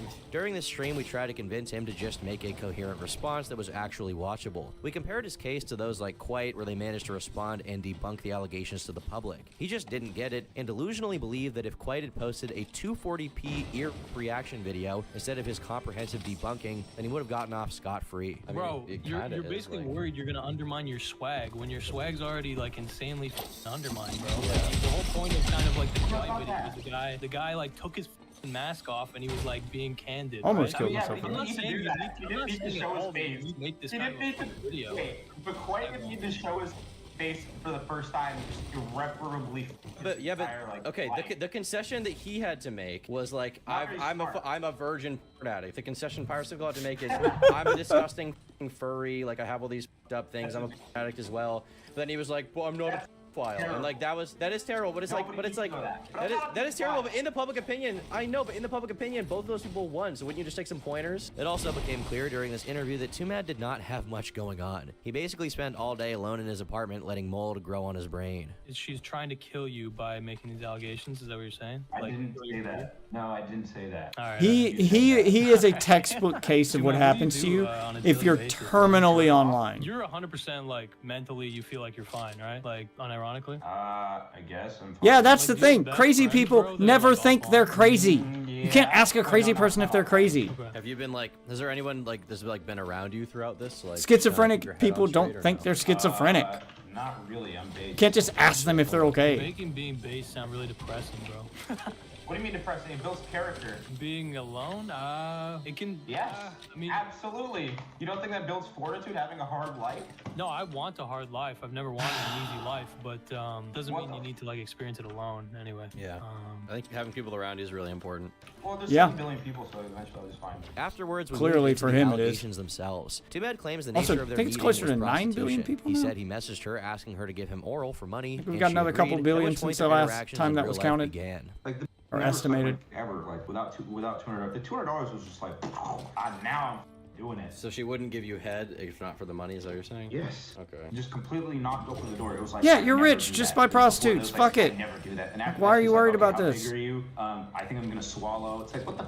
It's a complete switch in the head. However, during their interactions, they developed actual feelings for each other and were hanging out pretty frequently, talking every day. I've had like a little girlfriend thing before too, but it's like this was more than that. No, I get That's it. what I This is mean. like, yeah, this is like your first time being like intimate with a chick, basically. There was messages where you were saying like not trying to date or whatever. Was that you kind of like trying to convince her you weren't trying to date because she didn't want to date? Like I'm kind of confused how she's claiming you weren't dating and then you're saying like you are. Like she didn't want to date, but like you were effectively dating. Is that kind of what it was? I mean, so there's like, so okay, for example, she'll say like you chose me, or like she'll say like I'm trying to lock down this dub, or I'll say like, oh, we're gonna be friends if you don't have sex with me, and then she'll be like, oh, that feels like shit. Stuff like this, or it'll be like, but it's just like I don't know what the distinction is. It's like it's the only thing I know about like an intimate relationship with a woman. It's like and it's like I've had little friendship things, but it's like I've had like a little girlfriend thing before too, but it's like this was more than that. He considered it to be a relationship, although keep in mind, he had never had a girlfriend, so it's hard to say what his understanding of that would be. And this brings us to the night Isabella describes in her lawsuit. In Isabella's version of events, Too Mad wanted her to come into his home and told her he would not make any advances. He then gave her weed and returned to making those advances. She says as they are watching YouTube, he pulled out his penis and demanded oral. She refused over and over again. Then he places himself in Yeah, he front had rich of the door, guy becoming syndrome. angry that she won't give in. She I'm said rich, she why was aren't you scared giving me what because I she knew want? He had multiple guns and was not going to let her leave, so she gives in. During the live stream, some of these interactions do seem to line up. According to him, she comes inside, they go upstairs, she sits down on his bed and calls him an incel. He starts touching her right away and making advances. She shoves his hands off. He does it again. She gives him a strange smile and shoves his hands off again. He advances again. She declines and says stop. And Too Mad says that past that point, nothing happens. During the same night, though, he started touching her toes, and she says she's going to Ew. drive home if he keeps Why is it touching her. always And according feet to with Too these Mad, people? This is where the interaction ends. I'll also let him speak for himself here so you can hear exactly what he said. This time with the gun was the second time you met her. What goes down then? I don't know if it was the second time. It probably wasn't. But yeah, she comes inside, and then we go upstairs. This is me telling you exactly like, what happened with this girl. Yeah. Like, I feel like it's like the first time I did it. Okay. So I remember that we went upstairs. She sat down in the chair and just complaining about, oh, you tell me to cut myself. You don't like women. You're like an incel. Blah blah blah blah blah blah. She's always complaining about some stupid shit. And then I start touching her, like I sit in front of her, she's sitting in a chair, right? So I'm sitting on the floor, and I just start like, I'm trying to make advances, right? So I'm like touching her thigh, and then what she originally, she didn't care the first time, and she eventually was like, she looks at me, and she shoves my hands off, okay? And then she does that like, again, with that loop happens where I put my hand on her thigh. Not really like grasping or anything, I would just put it on top of the thigh. And then she like gives me this. She looks at me again. She gives me like a smile, like it's like a weird smile. And she shoves my hand off again. So like that's like the third time or something like that. And the fourth time she was like stop, and then I stopped. When she said stop, I stopped. And then like some little while later, I start touching her toes, and then she's like. The problem wasn't that you stopped when you should have stopped. It was why you started to begin with. I'm gonna want to drive home if you keep touching me. I'm clearly not happy. Says that, and then she says I like pulled my dick out of her. Like, I don't remember this at all. But after the toes thing, she starts complaining, like, I want to drive home or whatever. I'm pretty sure it's like, that was kind of the end of it. It doesn't really go. Was this the same interaction that she claimed was like a sexual experience, or was this just your first time meeting her in person? Like the sexual assault or whatever happened? Because there's a moment where she's like, she's like, she claimed that you like shoved her, pushed her down, tried to make her do stuff. Whoa, wait, what? When did she say that? Didn't I see this a while ago on Twitter? Wait, when she was claiming there was sexual like assault, like it was like an assault. Yeah, no, she's using the word sexual assault for sure. But when did she say like I can't remember. I mean, maybe I'm misremembering, but I thought I saw that on Twitter. Well, she says like tackle in the TRO. She says like he tried to tackle me. You got him rage blocked the door. Okay, maybe that's what I'm thinking of. Yeah, maybe that's what I'm thinking of. Sure. Yeah, there's definitely no shoving. Like I wouldn't be surprised if she claimed it, but I didn't actually do that. But she says that I blocked the door. Okay. And then I made it so she couldn't leave, or she knew that she couldn't leave. Did you do that? It means you put your fat body in front of it. Dude. Okay. She said that I trapped her in a corner or some shit like that. Okay. I know what corner that was. She was sitting in a chair. This girl, you have to understand, we've already had many incidents where it's just like the same routine where I'm just like, hey, you gonna suck my dick one day or what? And she's like, no. And then she's like, I'm gonna leave. And then she leaves, and then she comes back, and she leaves, and then she comes back, and I walk her outside, and she leaves, and then she comes back. Like, we've already done this a million times. If she wanted to leave, she could leave just like the other time. But because I was touching her, that's why her brain becomes like, well, I'm stuck here. I can't leave. But the truth is, if she stood up and decided to just like, I don't know, go to the washroom or something, I would have just been like, I wouldn't have even noticed. So there's never been a scenario in which you've been like, you can't leave right now. You have the to mods that are already on the weapons don't count. I have now, to these find are the two mod very bench. different Wish I had known that interpretations of before I that selected night. He this. says he doesn't even remember his leaving his pants. It's worth noting that at this point he was already heavy. She into sucked drug it through the use, pants, so I it's guess. possible his interpretation of events is affected by that use. So were there ever times when you would take ketamine, you just pass the out and you don't even like remember, you get like a ketamine blackout? Yeah. Okay. Would you basically like use the ketamine kind of as a crutch to like, make you feel like more, base level when you would like get... Yeah, I used to talk to girls, yeah. Yeah, no, to talk to girls, yeah, but like God, how I'm can I saying just like to literally pop like one bullet at a time like here? when you would basically make like sexual advances and shit like that, would you usually Not really. No, not like that. Like, I would use ketamine not because of like... Say again? Like earlier in the day, like would you... Yeah, like earlier in the day, like I would use ketamine. Like, he also said he absolutely offered her weed that night. I definitely Can't see offered shit. her marijuana that day. I know that because I have video of me when I sexually assaulted her. She claimed. Speaking of weed, this is an underexplored aspect of Tumad. In the past, he'd been known to use it and other drugs excessively, showing this was not the first time a problem presented itself. You're about to lay down? Yeah, because he had that weed. Jesus! Hit, like, Too many! Hits off it since we started the podcast. Yeah. It's like for a lot of his career, the guy was using something. And on the same stream, he also says he definitely pressured her into sex. But in his view, she could have left at any point in time, and he never would have stopped her. From your perspective, it's all going to get thrown out because of the sexual assault stuff just being unprovable. It's possible. The sexual assault stuff, I really just don't... Like, I was literally Googling it earlier today. I still think about it all the time. Is what I did sexual assault. It says coerced sexual assault, right? Yeah. Coercion. The thing is, I definitely pressured her, right? I absolutely did. Since day one, it was just like the same question. Like, it wasn't like I sprung it on her. It was just the same question every time we would hang out. Pressured her to give you a head, right? Come, yeah. When she comes over and when she leaves, it's just like I would and ask for the same thing over and over and over and over. So I think when someone hears like pressure, like chat's going crazy right now, they hear like you there was some level of like trying to force her or be like you need to do this right now. Hey, give me free stuff. I mean you were asking her repeatedly. Do you think that you went over the line in terms of like any level of consent in any of those interactions? So here's what pushed her into it. When she had sex with me, I remember that when all I had to do was ask. So I don't know.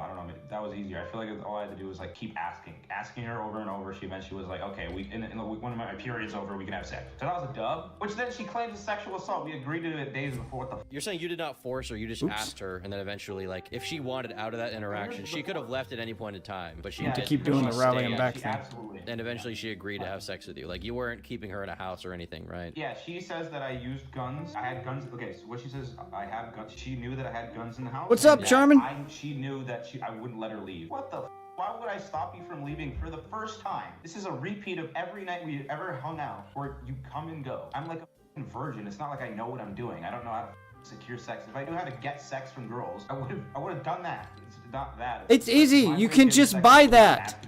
You can just pay for sex. You're rich. Oh my god. Zuma Nitrum says he nagged his way into sex. This is what happens when an incel becomes famous. Well, I mean, eventually they OD on drugs and die, I guess. Her enough, and eventually she said yes. Like as far as pressuring, I think when people hear pressuring, they think like you were like, you need to do this right now, or I'm gonna kill you. But here's the thing. You're saying you didn't say that. Yeah, okay. There definitely it wasn't killing, but it was just like. Were you just like begging her? Is that what it was? Like please have sex. There was begging. There's the begging. There was always begging, but there was an ultimatum. Like when she had sex with me, it was just begging. When she sucked my balls the day like I sexually assaulted her, I gave her an ultimatum. She sucked my balls. I gave her an ultimatum. Yeah, it wasn't even stop hanging out with you. It was just like we can be friends. How do you not think you don't sound like a predator right now? The guy would have ended up going to jail if he hadn't died. Like that's just Too Mad made as evidence of his crime, an admission basically. She also posted this original video on Twitter for everyone to see. Now Too Mad claims this apology was disingenuous and merely a way for him to continue talking to her. He also claims the person in question who wrote the apology for him to say to her had his own allegations and as a result was an unreliable narrator. I do have a legit question though. There was that one guy you brought up in the response to Oompaville that had sex with a 15-year-old or whatever, allegedly. Sorry. Do you have like, is there any evidence that he's the one that wrote all that, like the apology? Did he write it out? Like, No, it's just like he sends me a text message, he's like rewrite it so she doesn't know. Like, I'm good, man. Jesus, is chat that delayed, or are you just like typing a message? Right? She knows that it's not a true apology. She puts it on the internet. That also is a defamation case. What's up, Fox? Oh no. Oh, there you go. I was just doing the reboot rally thing, but hey, you came in anyway, so cool. I was just getting my free rewards.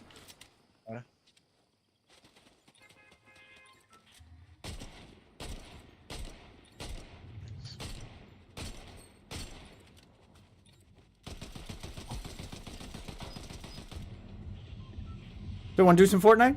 Since I've rallied you back. Yeah. Where you been at, by the way? Living at my girlfriend's house. Oh shit! Does that mean you got good internet now? Oh yeah, for sure. Xfinity, pretty good shit. And I'm gonna pick up an Ethernet cable for my house probably tomorrow or the next day. But I can install a game. I installed a Hi-Fi Rush, if you know how big that is, in like less than 10 minutes. So yeah, it's good. But you don't know what speed internet she has exactly, just that it's much faster than where you were. We're good. Maybe we can do some fighting games now. Without, like, you know, crazy input lag. Yeah, online's been a breeze. I've been playing a little bit of online. Did you get Tekken 8? No, I didn't. You should. It's good. Real good. I don't have enough for it. I'm like, finding it hard to go back to Street Fighter 6 after Tekken 8. Tekken 8's just crazy fun. Yeah, as a King player, I'm sure I'd agree, but for right now, it's just... Alright, King's flat out fucking broken, dude. Yeah, I know. Everybody you hates can do, King. Like, half-second little inputs before your grabs to make them do, like, double Yeah, damage. plus for no reason. grabs are OP in that game, all just in general. Yeah. And then the blue tick grabs, some of them have like a 7-frame window to break, things like that. And you can pick you up off the ground now, and it's just crazy. Yeah, they tried to their nerf to Azucena or whatever her name is, the fucking Hispanic chick, turned out to be like an accidental buff, because she had this kick that like. It started with a knee. It was like a 1-2 thing. Like she did 2 kicks with one input. So the move was she would lunge forward with a knee and then follow it up with a kick. And that was the move. Apparently, due to the fact that it does 2 moves at once, it was really hard to sidestep and to dodge. And she recovered from it so fast that blocking it was useless because she would just like... Yeah, like recovering from it, her recovery was almost instant with it. So they decided to nerf it so that if you sidestep it now, they made it easier to sidestep. But if you sidestep it, it would launch her across the screen. to the other end of the screen. So even if you were able to dodge it, you couldn't counter because she'd be on the other end of the screen, and then she would just recover and basically still have the upper hand on you. Shit. So it became an accidental buff. I think they did finally nerf it. Both streams. I'm streaming on like 5 different places, dude. But thank you, Char.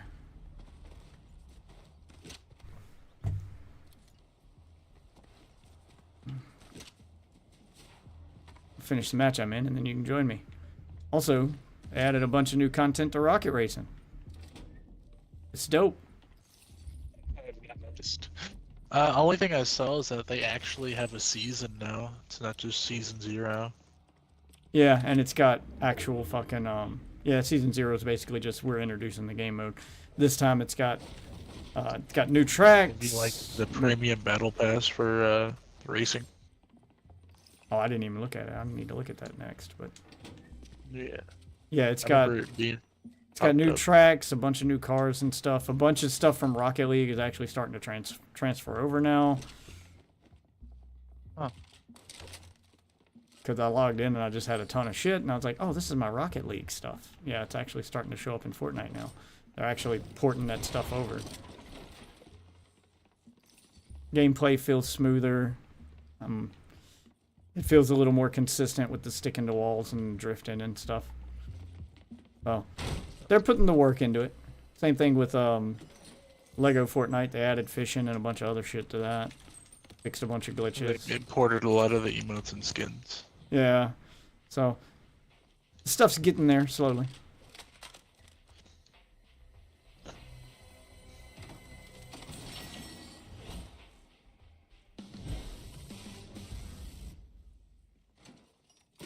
And the pricing on the actual shop avatar skins are crazy.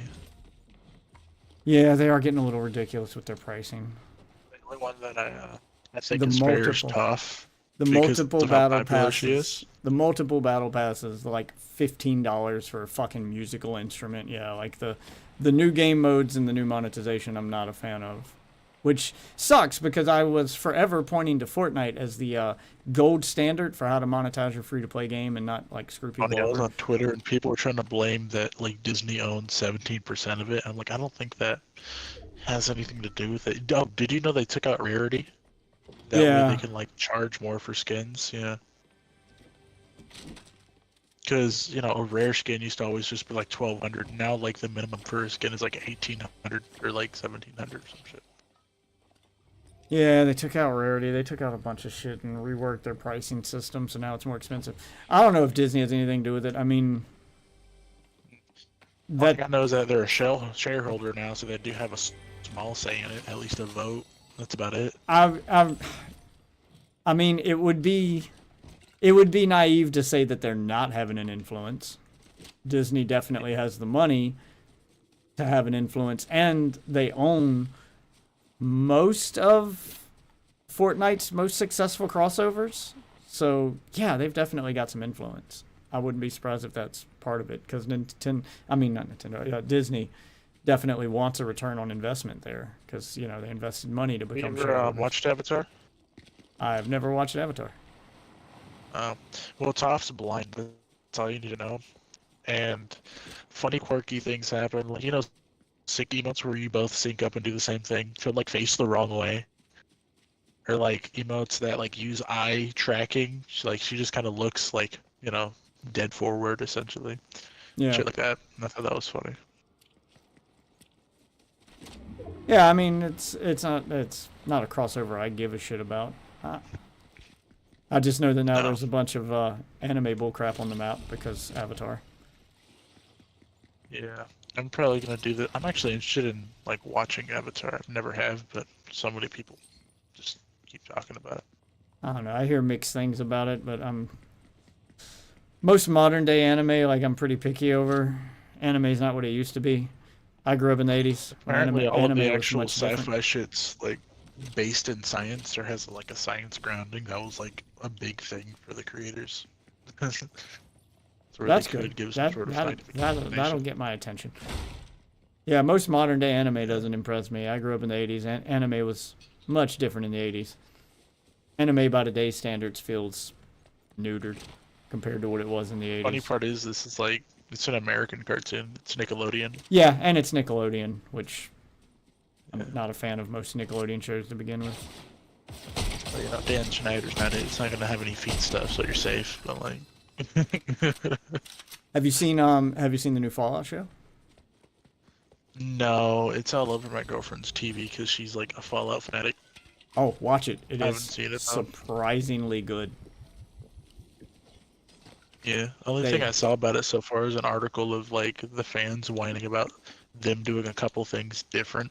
Yeah, Not there's even, like, bad or deviating.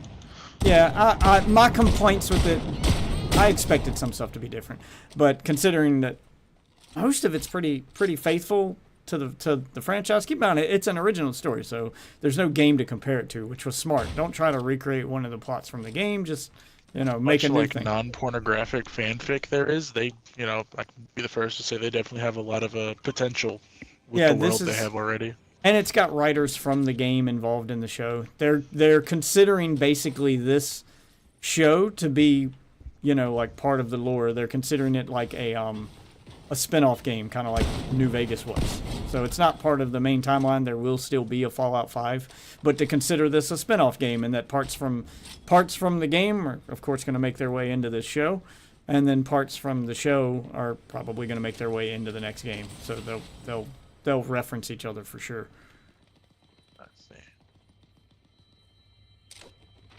But it's surprisingly good. It does a really good job of nailing the Fallout aesthetic. Like right off gate, it starts out playing music from the game, so they're listening to the same tracks that you can listen to on your Pip-Boy.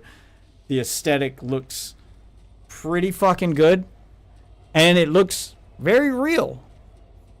For the most part, if they did use any CG, I've only seen the first episode. I'm kind of doing an episode a night. No, I'll watch an episode today.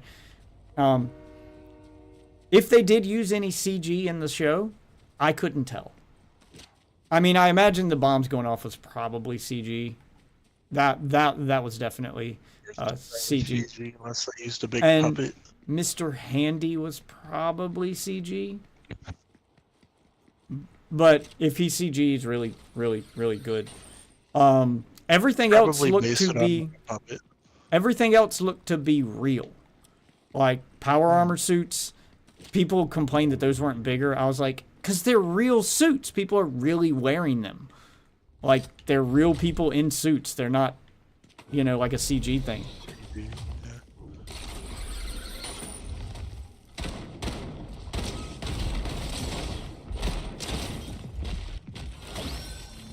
I'll take your sniper, buddy. Thank you.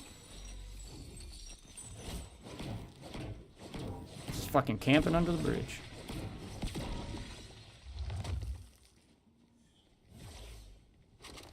Earthbending.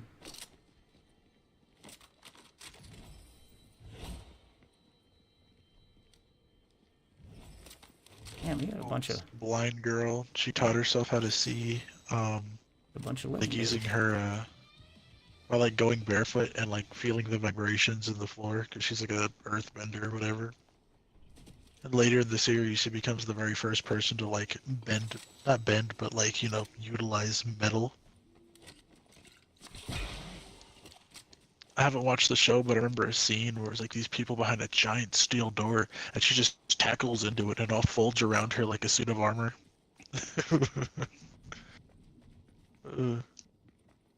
That's dope. Yeah, the Fallout show is really good.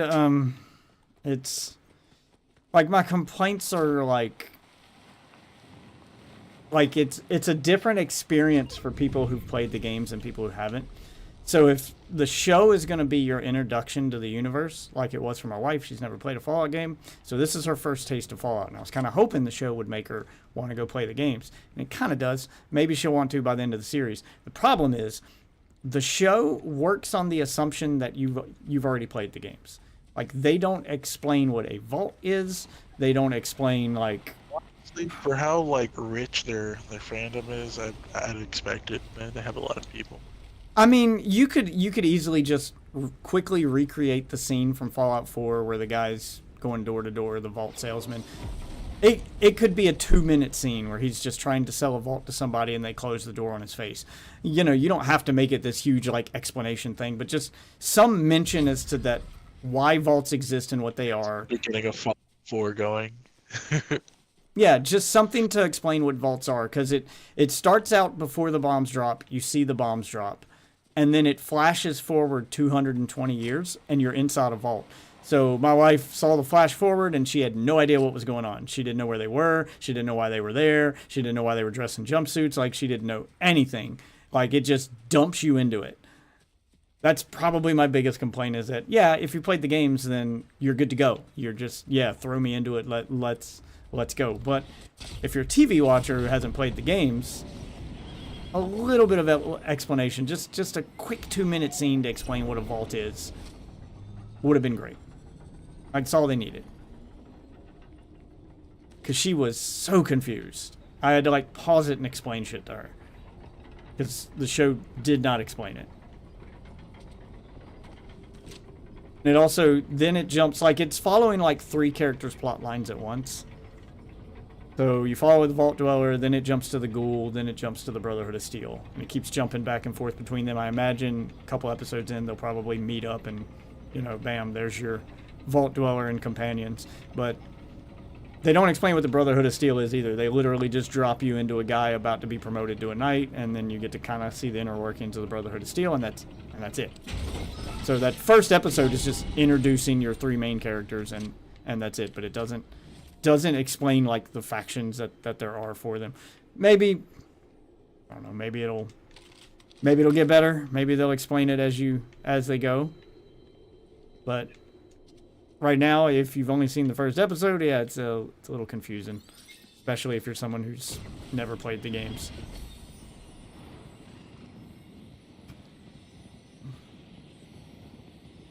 Other than that, no real complaints. The show kind of nailed everything else.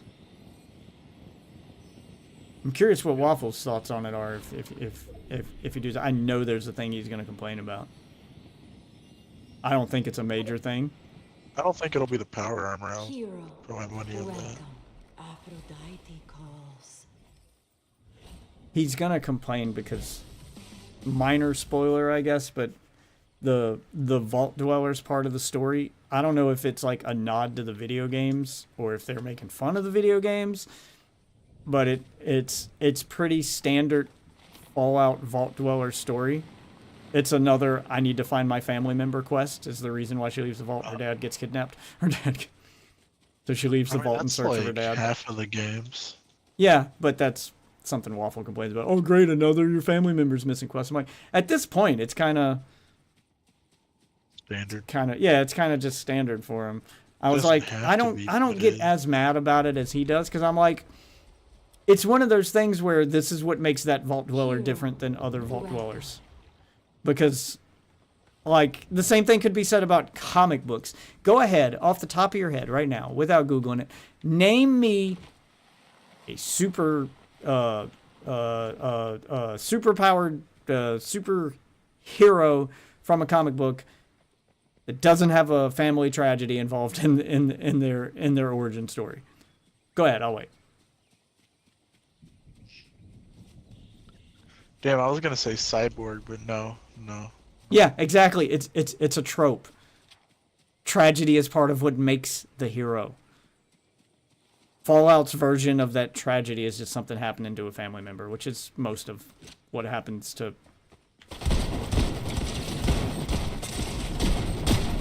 How the fuck is this guy not dead?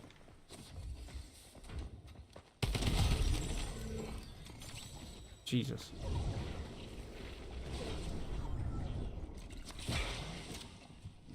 Alright. I survived.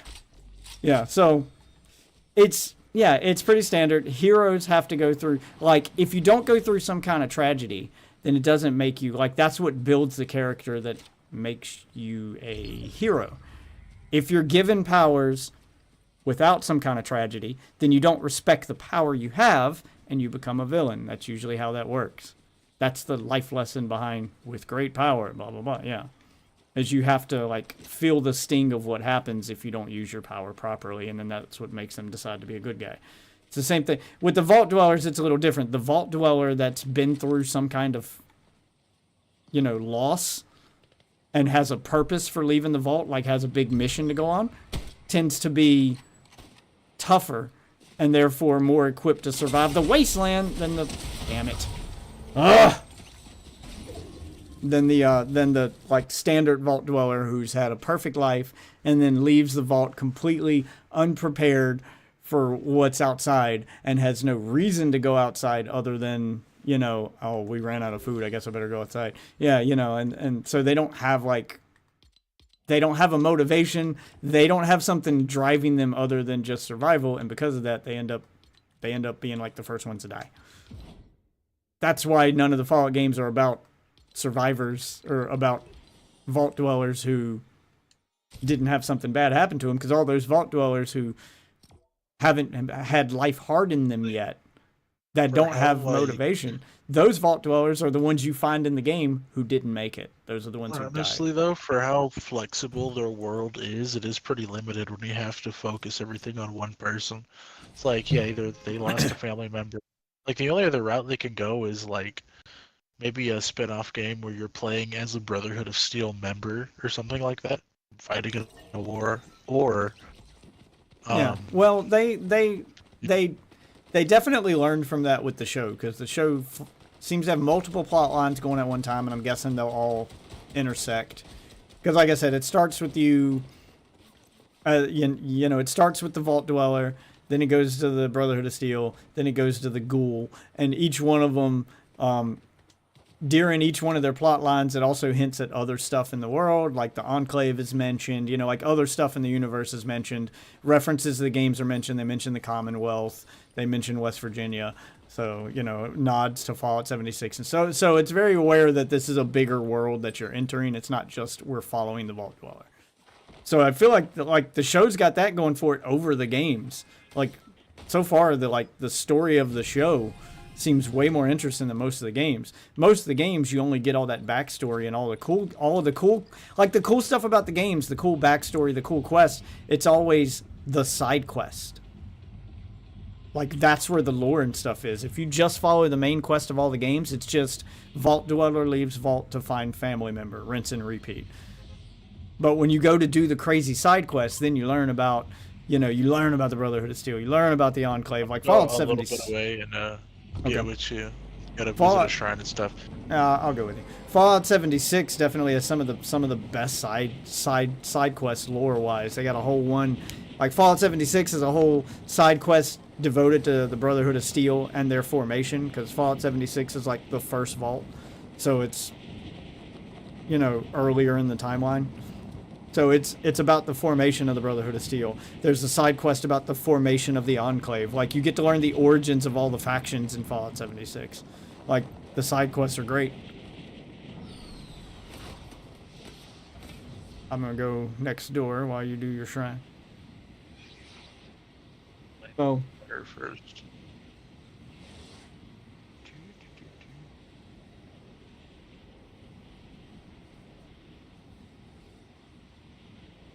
The show is so far so good, unless they completely fuck it up, you know, with the rest of the season. I only see it getting better from here. I don't know how they would fuck it up. Like, the introduction of all the characters is so well done. I'm like, okay, well, you've got the characters introduced, their backstory is set up, their motivations are clear, now you just have to go on their adventure until they meet up. And then you'll have your, you know, ragtag cast of, you know, your ragtag party of characters, Vault Dweller and companions that you can build off of and have them, you know, each with their own motivation and reasons for being in a team together. It's pretty good. Pretty good setup for a show. I'm on board.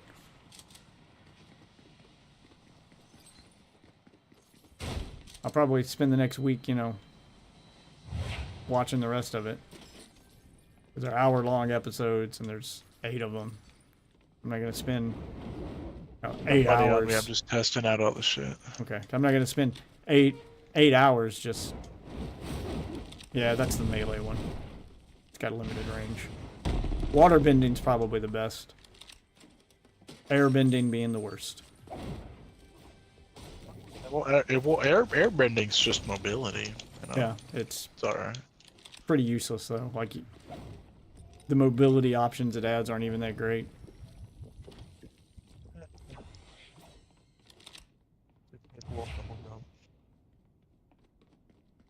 Earth bending's more defensive. You can pop up cover anywhere you want, and it's good for destroying buildings. See, I'll pop up some cover here.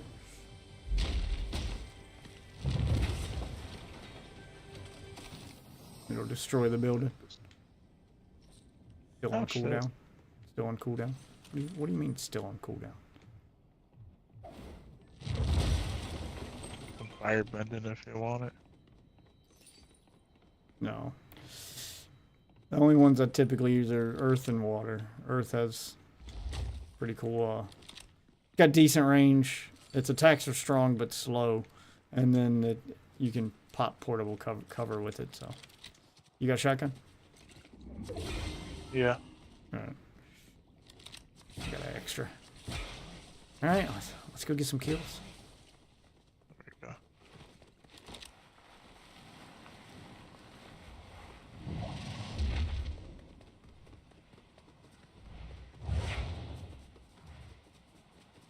Oh, plus water bending will you'll get regenerating health as long as you're in the water. And you don't need it equipped, I don't think. Nope. You just have it on your hotbar and you'll regenerate your health in the water.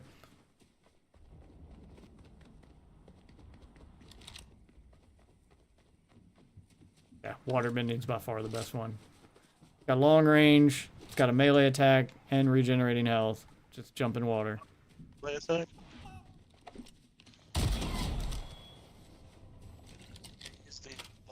I was just killing a chicken. Alright, we got some gunfire up here.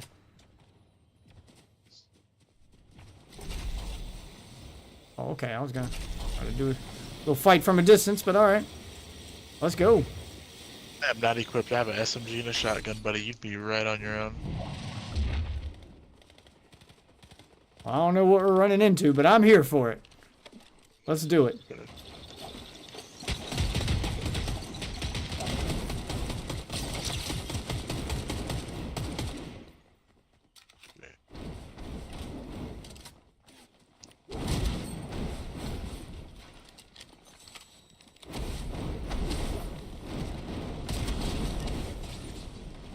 Who's shooting? Where are those bullets coming from?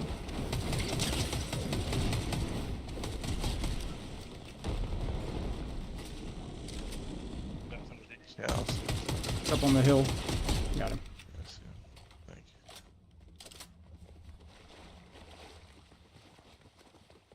Got another one coming up.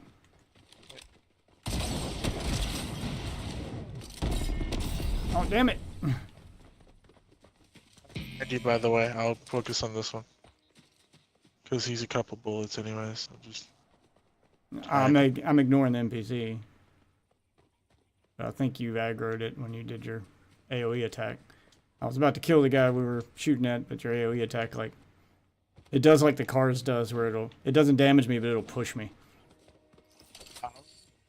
Not that.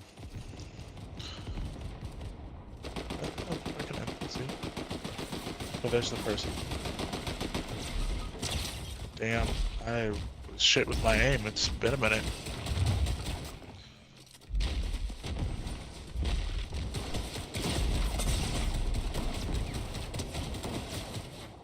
God damn, that earthbending takes forever to recharge. Yeah, waterbending's recharge is almost instant. I should have swapped weapons after pulling up the wall, pulling up the portable cover.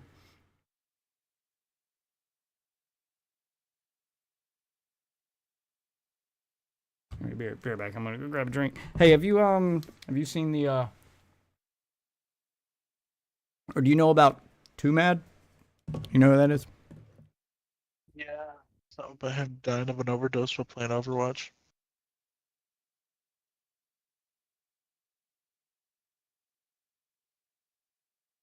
If I remember correctly.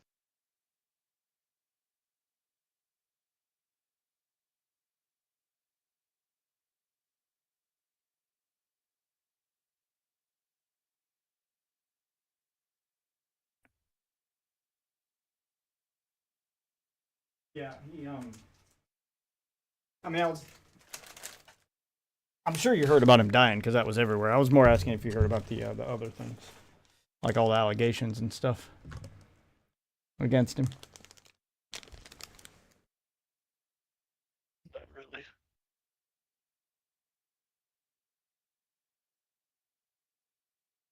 What happened?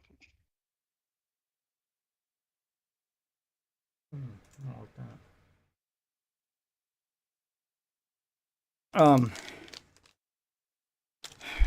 So, I mean, other than like ODing on drugs, he apparently was a bit of a sex predator. Stalked a chick. And like, stalked a dude, then stalked a girl, then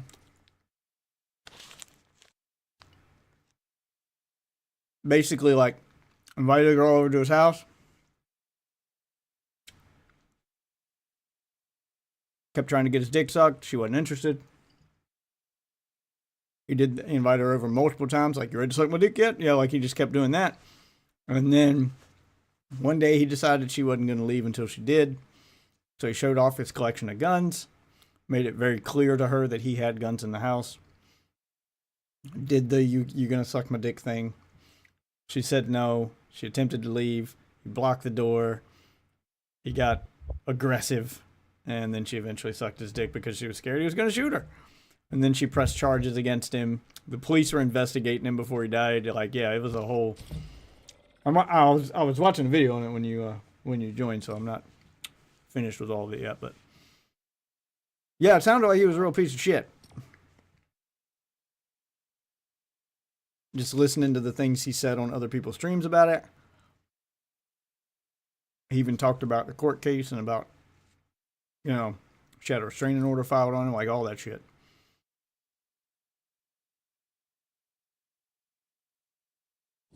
Watching a Turkey Tom video on it. I don't know if you're familiar with Turkey Tom. I found get made fun of once. What's that? So I saw him in a skit once. I don't know who he is, but do you know who Sir Palo is? Senor Palo? No, not familiar with that one. Turkey Tom does like video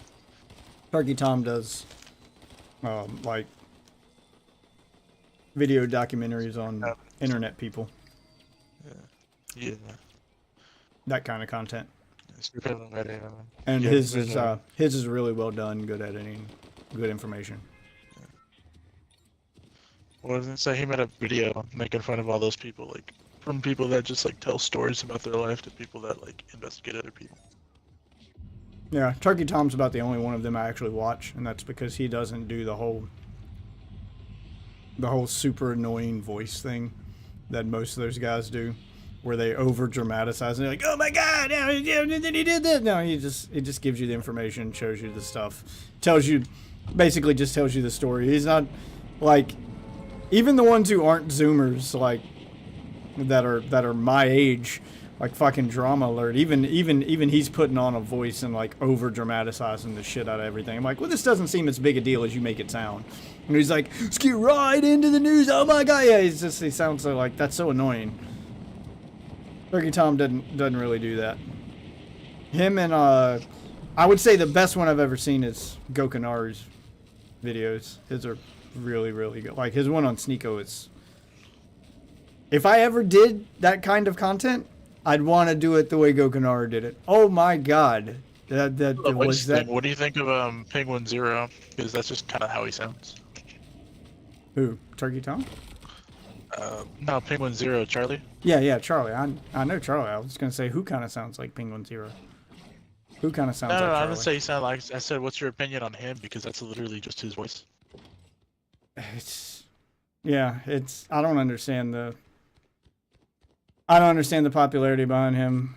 I really don't. Like, I don't mind him as a person. He seems like an alright dude. It's before he kind of settled down and started doing the essentially news anchor, like a lot of other people, he kind of did a lot of outlandish shit. Well, he used to have periods of outlandish shit, like when he had the funds to do it. Yeah, maybe I just wasn't there for that, and that's why I don't get it. Because every time I see a clip of him, he's just a guy giving like the most common sense take in the world. Yeah, he's just giving like because his chat feeds him stuff. Back in like 2018, 2019, he was like considered like the psycho man. Like he wasn't using them, he was just like shooting them with shotguns and just doing outlandish shit. Like he had like 2 fucking like 5-foot dildos and it was like because I was trying to figure out like how did this guy even become popular? Because every time I see a video on him, he's just somebody just shows him a thing and he's like, "Have I seen this? Let me have a look at it." And then he looks at it and he says the most common sense shit and occasionally throws in like a 3rd grade level joke. Like, oh, it's poopy. Yeah, like he'll just throw in a 3rd grade level joke and watch a thing and be like, yeah, it's bad. Like he's like, I'm like, this is nothing. That's pretty bad. Yeah. I'm like, okay. No. Oh, here I got Jizz Juice. Like because that's his content on YouTube now, I'm actually just sometimes cue into his podcast because it's essentially the same thing except it's an actual appropriate spot for it. Anyways, that's not what made him popular though. You should see his old infomercial dubs. That shit was funny. Like back in like 2014. I'll have to look up his. I'll have to look up his old stuff, the stuff that made him popular. Like if you want the best version of like the video like, dude, essay or if you like want to know info on a content creator kind of stuff, watch Gokanaru's video on Sneeko. The absolute annihilation of Sneeko, where he just breaks down his entire career and how he got where he is. And it's not so much the content of the video because Sneeko is. He's a pretty one-dimensional person. It doesn't take much to figure out how he got where he is. He's a professional ass kisser. But I mean, just the way he does the video, not even so much, not even just the way he did the video, but there's even lore behind the video. He went out of his way to make sure that Sneeko himself would be the first person to ever see the video once he published it. And the way he did that is fucking legendary. I'm like, you know what? If I ever did this kind of content, that's the way I'd want to do it. The level of effort that goes behind it is astronomical. It took him over a year to make that one video. But my God, the payoff. For what made Penguin popular, like literally, just to kind of put it in retrospect, my favorite video of him of all time is one of his old videos where he was just playing fucking Oregon Trail. It was called Oregon Trail Completed or some shit, and it's, oh my god, it was just funny as fuck, cause like, it was all chance, like this dude kept breaking his fucking limbs and shit, and it was just fucking hilarious. Ugh. Which is funny, they made a remaster of that game on the Nintendo Switch recently. Oh, yeah. Oh shit, is this one of your Rocket League cars? Yeah, it's my Tron car. Oh. See, check it out. Yeah, I'm looking at it. Got the trail on it, too. More Jizz Juice. Sorry, I saw this. I mean, it's the underworld, there's always people there. Solid thing I wanted. Okay. Coming? What are you doing over there? Oh, Okay, there was a legendary chest I wanted to. I just had to make sure. That's why I stopped. Yeah, but I was watching Turkey Tom's video on 2Mad, and it sounds like he is the textbook case of what not to do if you become overnight famous, like if you go viral. Because he is a classic case of what happens when you get too famous too fast. Like, everything you could do wrong, he did. Oh! Hand cannon.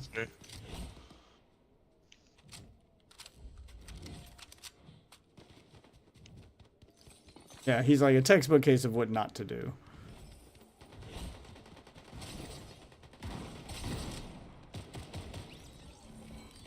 Got him. With the air bending. Oh, water bending. Water bending or bust, baby. Oh, yeah, give me the auto shotgun. And sometime later, if I lend me the water bending so I can just like fall from a height and recover in it and heal like 25. Oh, I hadn't done that one yet. I hadn't even looked at what the quests are because I don't give a fuck about Avatar, so I don't care about the rewards. Well, it's only like fucking $10, so I was just gonna get the premium shit. Cause you know, he looks I mean, I'll unlock the free stuff, but I haven't even looked at what's on the premium tier because I don't care about Avatar. I'm sick of anime shit. Just sick of anime shit in general. I want some other for their One Piece collab. That's about it. I want some other crossovers that aren't anime. I feel like other than the Ninja Turtles, the last like bunch of collabs have been anime. I'm not talking about Battle Pass stuff. I'm talking about actual collabs where they do an event for it. I mean, that's what sells, man. Like unless like Call of Duty collabs that's with a bunch of people that's not anime, their but best. That's not their best selling stuff. Their best selling stuff on the market is actually why Disney has a stake in them. It's Marvel and Star Wars. Those are their two best selling. Well, that's because they ever. had like entire seasons off of Marvel and Star Wars. They're so deeply rooted in them, and for reasons, yeah, they sell. Like I think if we were ranking them all, it's Marvel, Star Wars, then there's an actual anime one. I think it's Dragon Ball. Then I want to say Walking Dead. I think that one did really well for them. I guess they only had like what, Rick Grimes, Michelle, and Daryl. Then they had like a mid-season drop thing. I think it was Negan. Oh wow, I don't remember that one. Yeah, I can't remember. They did like one of those mid-season drop things. I don't think it was Rick. It might. I can't remember who it was. That one I want to say did well. The other like anime stuff. I mean, it does decent. It's not like it doesn't make them money, but it's nowhere near the returns as I feel like there's other franchises that could be popular. I think Ninja Turtles did better than most of the I think anime One stuff. Piece will do them good when they actually get that out. Yeah, I think I think Ninja Turtles outdid most of the anime stuff. Well, it's all done pretty well. Yeah, Pricing wasn't and it all super depends high. on and it all depends on how well that they do it too. Well, they offered a good amount of Ninja Turtles content. They had the mid-season drop. They had the Turtles in the store. They had musical instruments for them, and then they had that bonus battle pass for them too. So they had a quest for, a free character, the bonus battle pass for $10 that had Shredder in it. They had the stuff in the store, and then the mid-season drop. Like they just had a bunch of Ninja I Turtle respect shit. them for only putting all the Shredder-related stuff behind a paywall. Instead of like mixing everything to where like, I mean, I can tell you, I got all of it. I mean, all of it. I bought every single Ninja Turtle thing and did every quest. Even got the Krang back bling. I got all of it. I wanted all of the things. Where's this? Oh, I thought we were on a bounty. Never mind. I saw the yellow circle on the map, but that's just telling us where the circle's going to be.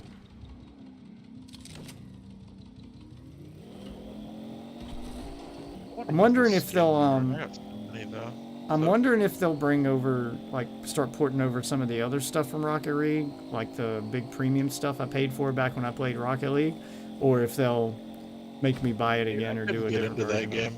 It's so weird. It takes some good. Yeah, I can. My kids went on a Rocket League kick. Like that was the first video game they ever got into. I mean, they were like 5 and 6 at the time. Yeah. I mean, they were like 5 and 6 at the time, but they really got into Rocket League for some reason. That was the first game that actually stuck with them. So I went on a kick where I played Rocket League because I was like, okay, this is how I'll introduce my kids to video games. I just play Rocket League a lot. I suck at it. I completely fucking suck at it. But bought a bunch of shit. It's not bad. It's not a bad game. Spend time with his kids. Bitch. Oh yeah, we just bum rush that guy. I heard someone else.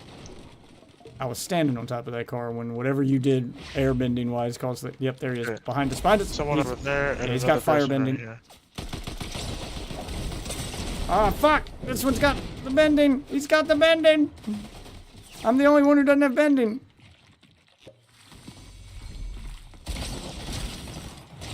Fuck! He's weak down here, but so was I. I didn't see him at first. There's also someone shooting from a distance. Yeah, I know. think There's they're just another one coming in. somewhere. He's above you. There he is. Oh my god, there's more. Jesus Christ! Fucking I dropped Christ, us. man. I dropped us into a war zone. My bad. Yeah. There are like 4 teams here. Yeah, he was at 6 health too. Yeah, there were like 6 teams there. Jesus. I got more battle pass stars. We can keep doing this, or we can play some rocket racing. It's up to you. Oh, I might be done for the night of this. Well, I might play like 2 races, but Yeah, we'll do a race or 2. for rocket racing, I gotta put on my Tron character for rocket racing now. I gotta look the part.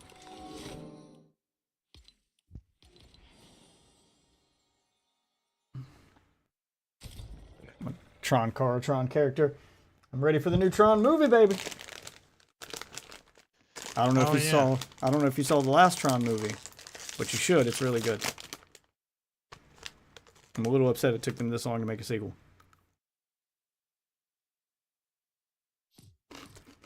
Because they had plans to do a sequel and Tron was going to be their big franchise because that last movie did really well and it was really good. But then they made Iron Man and the MCU happened and all their focus went to that. And now that the MCU is starting to die down, they're going back to the Tron.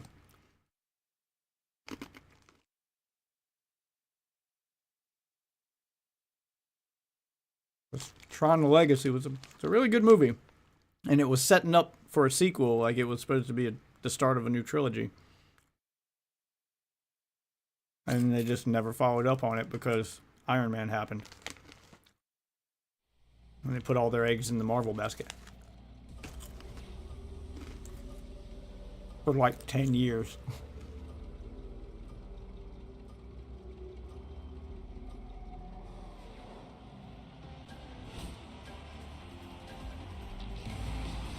%100% boost. Let's go.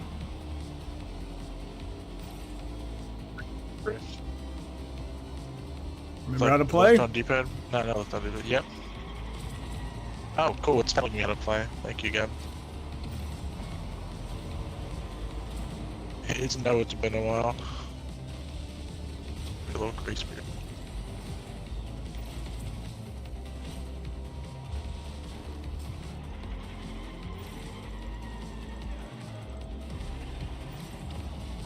Me and this dude are gonna fight for first. I can already see it coming.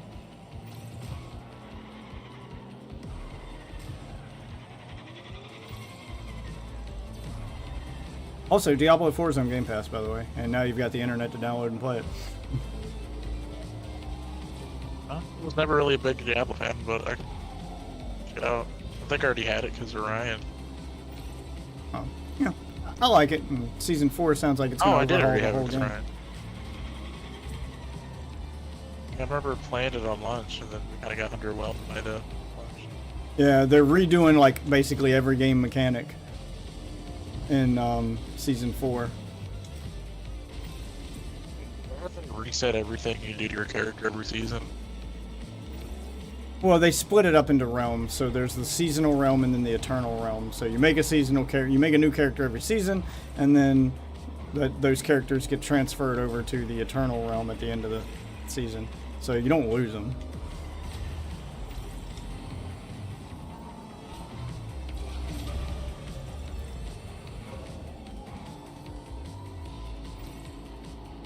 Damn it, I can't catch this guy. I don't even know how he's going that fast. I don't know how he's this far ahead of me.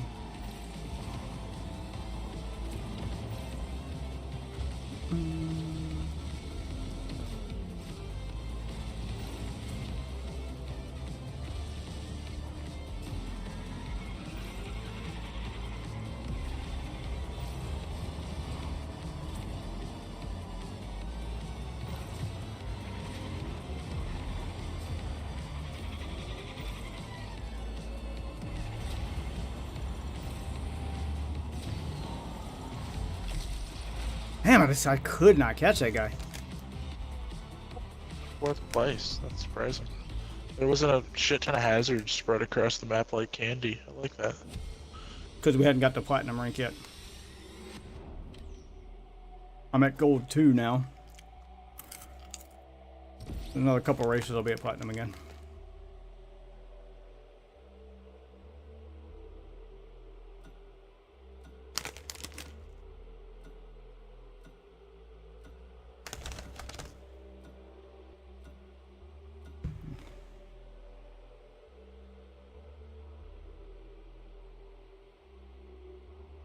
Do you like the small crunchy Cheetos or the puffy big ones? Yeah. It used to be the puffy big ones.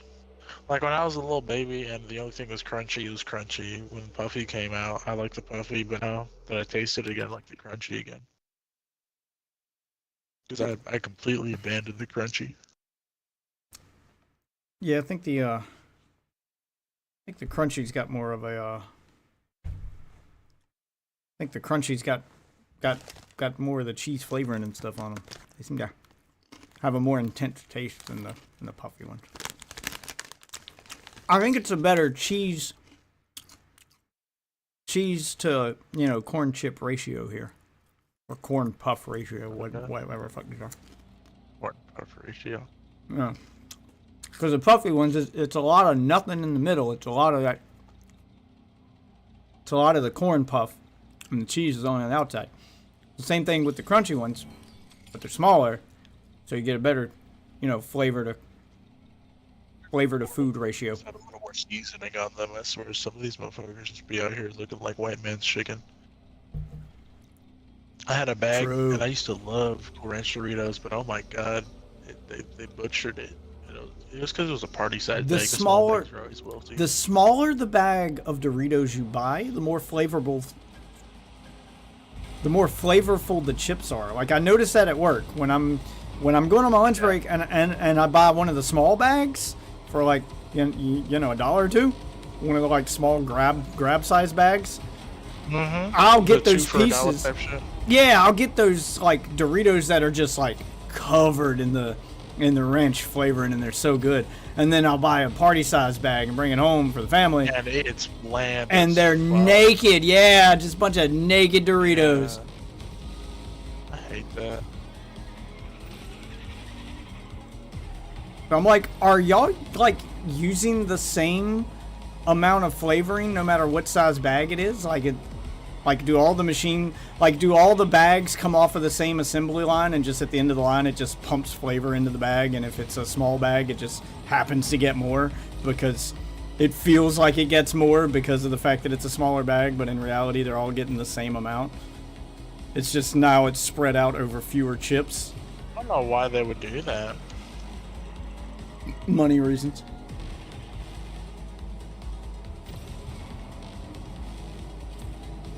Because that conspiracy part of my brain goes, yeah, that seems like it would make sense to do, because the smaller bags are what would get people hooked. They'll buy the small bag to be like, I haven't had Doritos in a while. Oh, these are so good, and then it'll make them want more, and then they buy the party size bag, and it's not as good. Or maybe they make more money on the smaller again, bags. I'm starting to see all the little like boosts hidden on the ceiling and shit that I wasn't seeing last round. Yeah, I'm doing the same. There's one off to the right after the first big like U-turn with the 3 boost in the turn that you can hit. After that first tunnel, there's a boost off to the right on a hill. So if you jump to that, you'll get a little boost before going into that curve. Yeah, I'm finding all the little shortcuts now.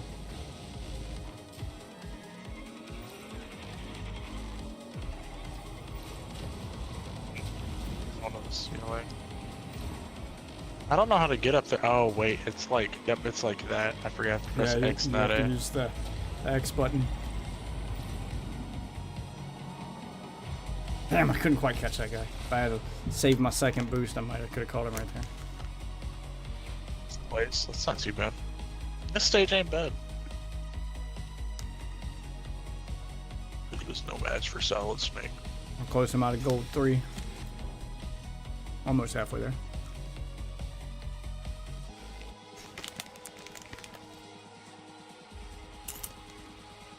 Yeah, like the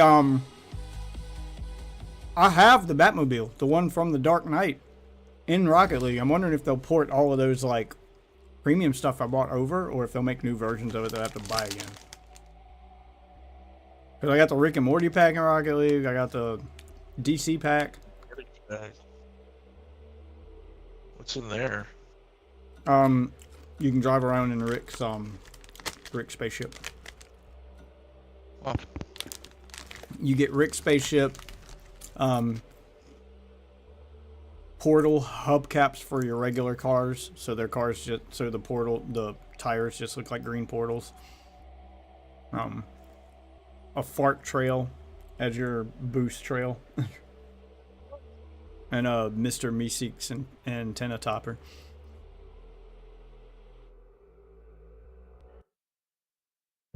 And custom horn and sound effects and that shit too. Hell yeah.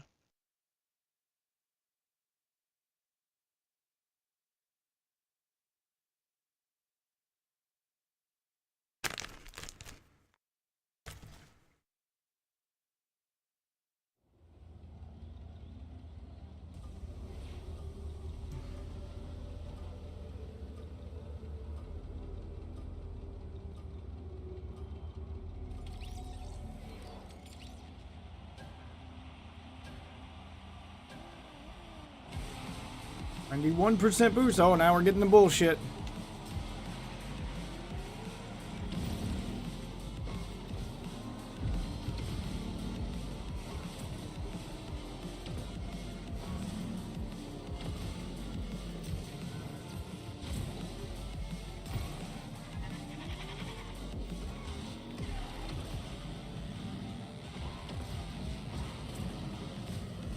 Fuck. Didn't drop fast enough.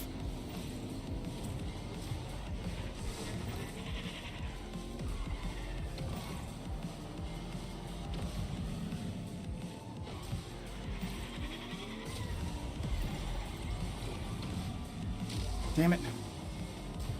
God, I hate it when they put these little fucking matrix walls all over the track.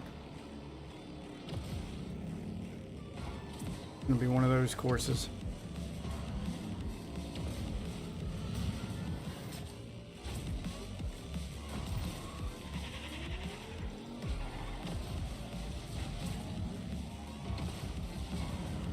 Damn it.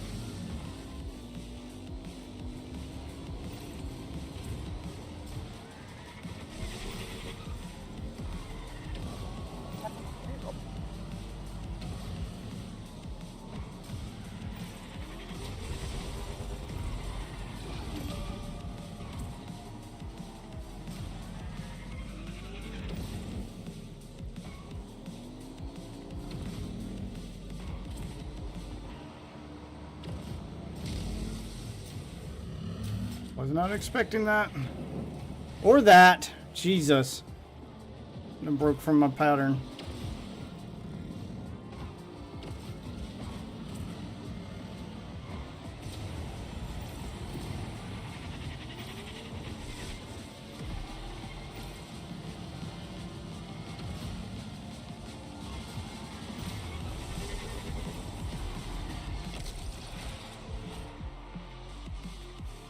Jesus.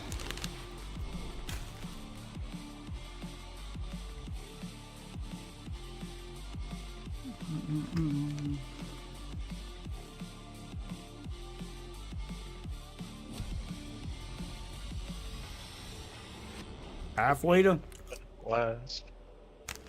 Halfway to gold 3. Ready for another track. Have you seen the guitar controller for Fortnite? I've seen it. They released info on it and they're taking pre-orders for it, but well, the pre-orders have already sold out on Amazon. But how much do you think it costs? If I remember correctly, it's like $350. Man, it's $200. No. Well, that's not as bad. It still feels overpriced for a controller that you can only use for one game.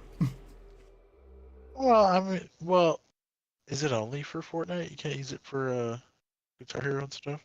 I don't know. I don't know if it works for Rock Band or not. Because if I remember correctly, they straight up discontinued those controllers. So, like, everyone else has to custom make theirs.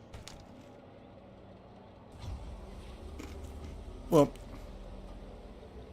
they dropped support for all those games. They're trying to get everyone to play, because Epic bought that company, so they want everyone to play Fortnite now for their music fix. So I don't see why they would allow the controller or support those old games if they've already dropped support for the game. Why make a controller that'll now work with it? That makes sense. Community. I don't care about community. They Plus, care if about they money. don't, somebody's just gonna mod it to do it anyways. I mean, how do you mod it to do it on console though? I mean, I'm sure it'll work on PC. Yeah, because the one for Xbox also works for PC, but the one for PlayStation well, I mean- is solely on its own. You can get a mod to make everything on PC work for everything, so that doesn't count. I'm talking about console. How are they going to get? Because that's where the bulk of their player base is going to be. So if you spend, $200 on a PlayStation controller for Fortnite Festival, I don't know. It seems kind of overpriced for a controller that's intended to be used with one game.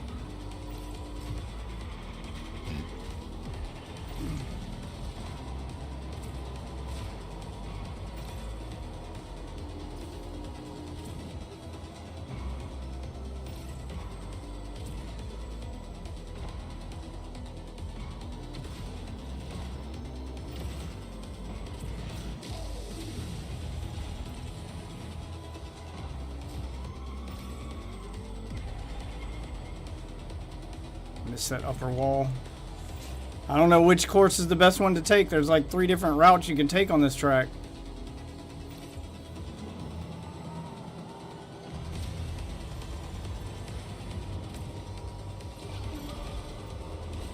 Okay, the lower track is definitely not faster. Don't take that one.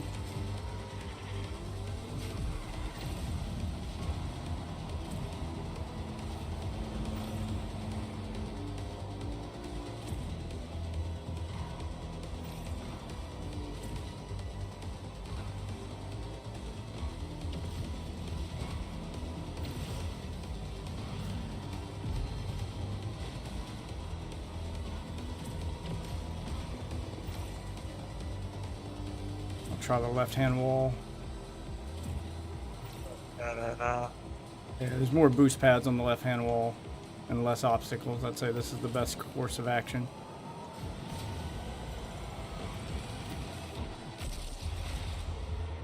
Yeah. Took me a few laps to figure out what the best route to take was, but the left-hand wall during that last turn is the best one to take. Got the most boost pads, a clear angle for going in between all the floating orbs at the end, and no orbs in your path along the way. It's the safest, fastest route.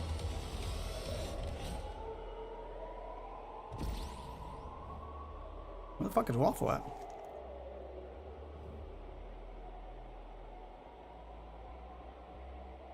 Pots and pants. What the fuck has TBT been up to? I haven't seen him in a minute. Playing Siege. It's Siege. Yeah, it's pretty fun. I mean, I figured he'd be in VR chat or something cringe, and that's why he's avoiding everybody. I didn't think that, like, playing Siege doesn't seem like a reason to not, pop in here. I mean, fuck, if anything, I'd play Siege if I had a full team.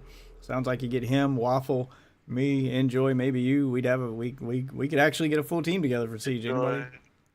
Yeah. He's got a couple people on his server from Europe, so about he's been filling in. Oh yeah, I started a Minecraft realm for the kids that I'm letting people join, because it's Minecraft on console now has add-ons, which is like the console version of mods. So I put a bunch of those on there. So I've got a realm going where it's got pets, it's got dragons, it's got an overhaul of the ore system, so ores don't feel useless. Or you can tap somebody's tire and do a 180. It's got mechs.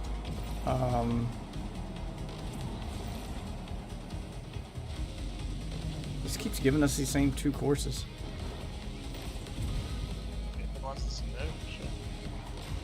The Neon City one is the one that I want to race on. Like, that one's the best. What the fuck?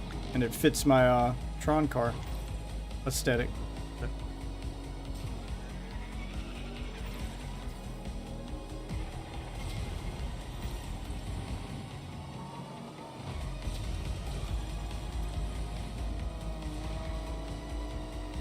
Move, Rod.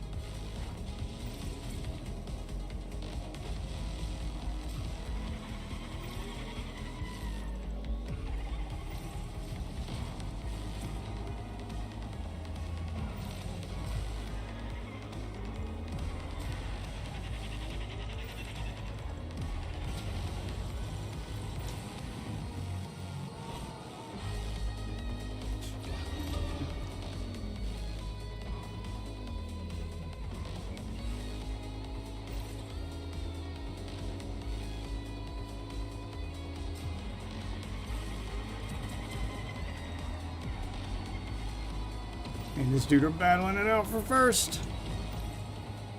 I ain't letting him have it though. You ain't taking it from me, kid. Not today, son.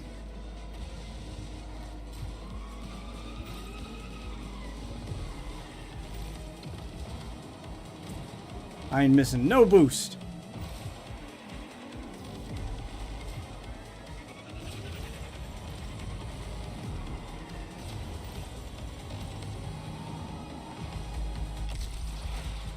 Eat it, kid. Not this time. Place, not bad.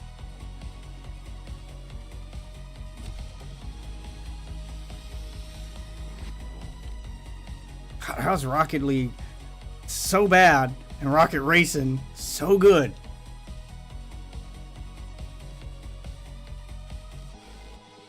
Like, the only thing this game's missing is weapons, and you could have a serious competitor for Mario Kart.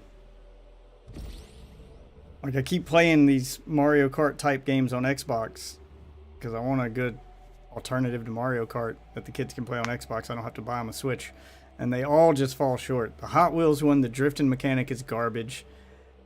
The Lego one, they're both on Game Pass. The Lego one, the drifting is okay, but all the weapons are garbage. That's just like, I can't find that one that has the magic sauce. I don't know why it's been so hard for decades for someone to just make their own version of the Mario Kart formula. Like, why has it been so hard for other companies to replicate? It's not even a complicated formula. Easy to use weapons that are fun and do a variety of different things. Most of them just have like, oh, missiles, homing missiles, and boost. Like, they have like generic shit, only 2 or 3 varieties of something. And drifting. Drifting needs to work like it does in this. This nails the drifting mechanic. Press a button to start the drift and then just steer. That should be as simple, that should be as complicated as drifting needs to be in these games. Because that's what Mario Kart does. You press the button, you start your drift, you steer the drift, you let go of the stick to stop drifting, and you get your boost. That's it. That's all you need to do. Like, the Hot Wheels one takes it to an extreme where you've got to, like, get your car at a certain angle and, like, memorize the weight of the vehicle so you don't, like, tip it over. Like, just ridiculous nonsense that you shouldn't have to do in a kart racing game.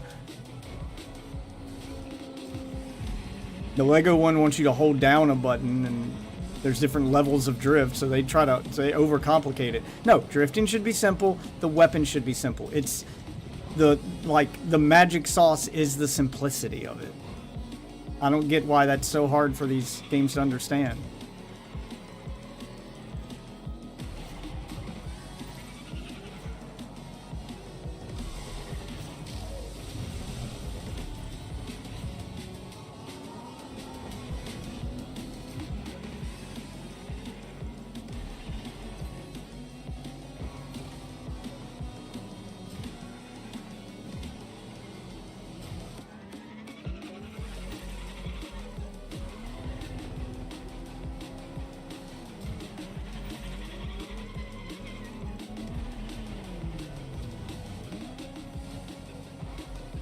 Can't catch this guy.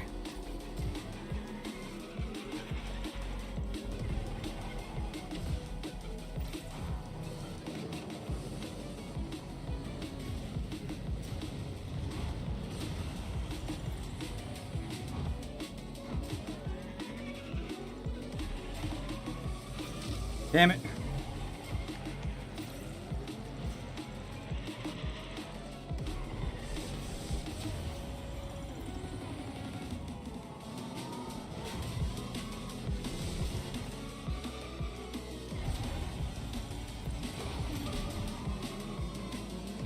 Come here, boy.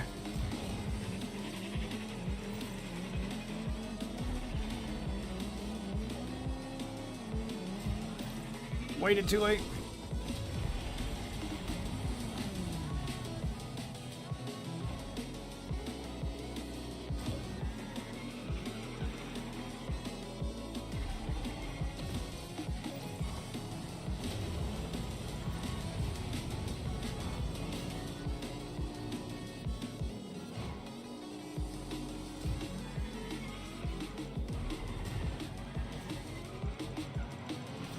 Damn it.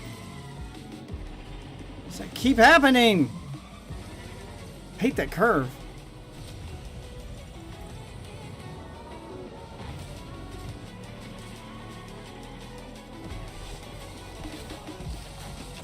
One of my least favorite tracks. I just couldn't catch the guy. I just kept hitting those little balls in that one big curve.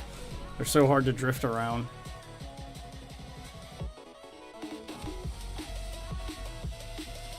One more race and I got gold 3.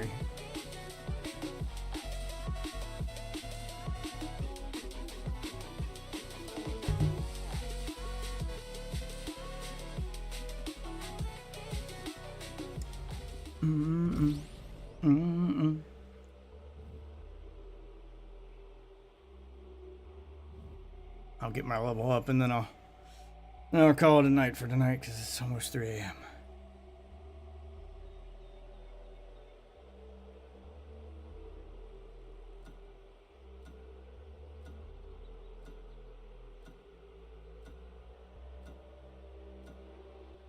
So, assuming I don't race like a total jackass this time, this will be the last one. You gonna be on tomorrow? Yeah, I got a day off tomorrow. I'm just gonna be working till like 4. Great. Send you an invite to the Minecraft realm so you can check out all the new shit. As soon as you spawn in, you'll spawn with a bunch of books explaining how each one of the add-ons works. You can see what's in it. I'm playing around with the Minecraft add-ons. Seeing how they work. I started a realm to do it so the kids can play it too. Assuming I don't need to explain Minecraft realm etiquette to you, but you know, if it ain't yours, don't touch it. Pretty much is the general rule of thumb. Don't steal people's shit, don't break people's shit, blah blah blah.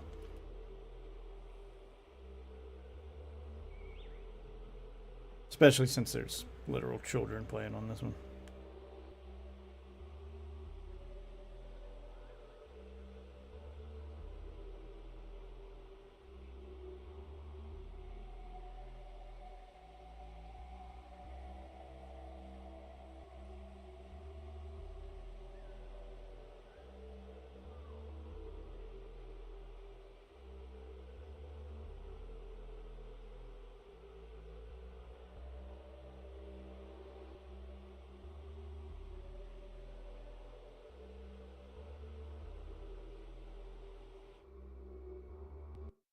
Ah, this one again?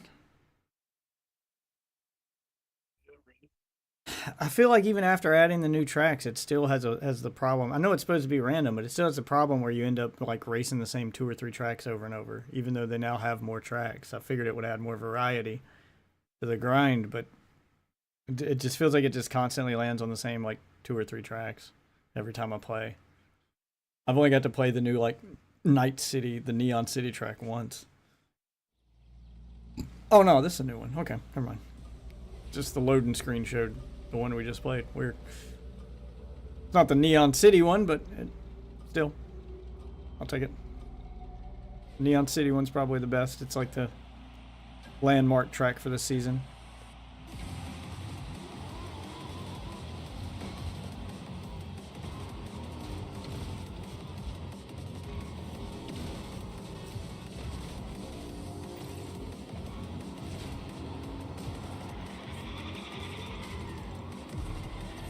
Oh, it's new. It's just altered version of an old one. Never mind. This was there for season 0. fuck, I forgot to hit the wall there.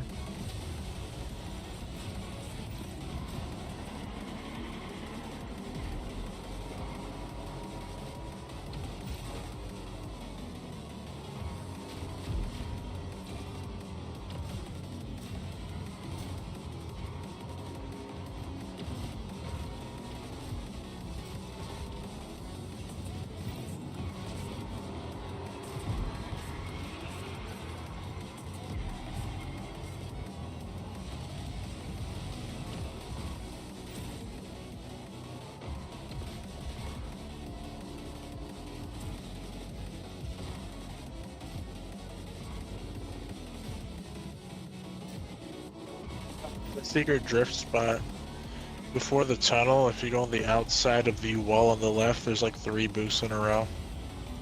Yeah, and you also get on top of the tunnel.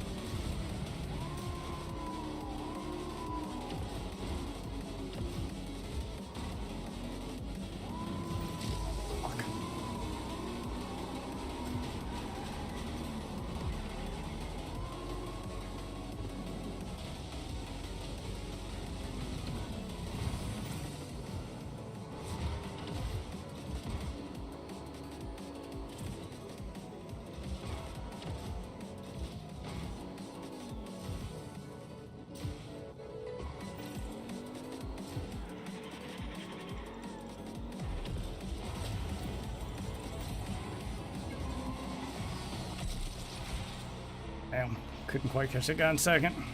Even though I had the extra boost for it. Waited too late to use them.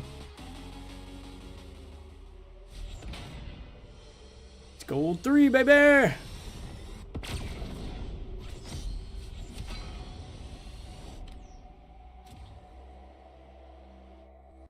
Fun times.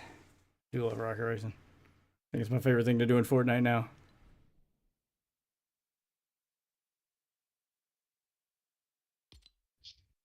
No, I'll see you later. Later. I need to see what the quests are for rocket racing. Isn't there one to get new colored tires? Yeah, there it is. Blue one I want. Complete runs and speed run matches. Oh, I need to do speed run matches to get the color tires I want for my car. What are speed run matches? Is that a new thing? Yeah, is that a new thing? Game mode? Speedrun, yeah. The speedrun playlist is new. Oh, shit. Compete against yourself and others for the fastest time. Ah. Gotcha. Okay.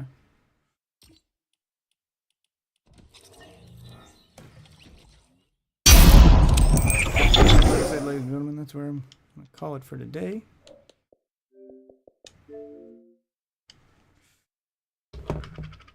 So that'll be it for today. I hope you guys enjoyed a little rocket racing stream. We dove into Fortnite this season, even though I'm not super excited for the season. I get the itch for that rocket racing every now and then. Enjoyed a little Too Mad content. I'll probably finish that video or revisit this content later. Yeah, I don't know. I got some stuff to say about the Too Mad thing, but there's a lot to break down there. A lot of stuff to react to with that one. I don't want to just, you know, not say the right thing. I feel like people could learn from his death, from his experience. For now, though, I do need to get to bed. It's 3 a.m. You know, I don't want to mess up my sleep schedule just because I don't have work in the morning. But thank all you wonderful witches for watching, and I'll see you guys tomorrow night. Have a good night, everybody.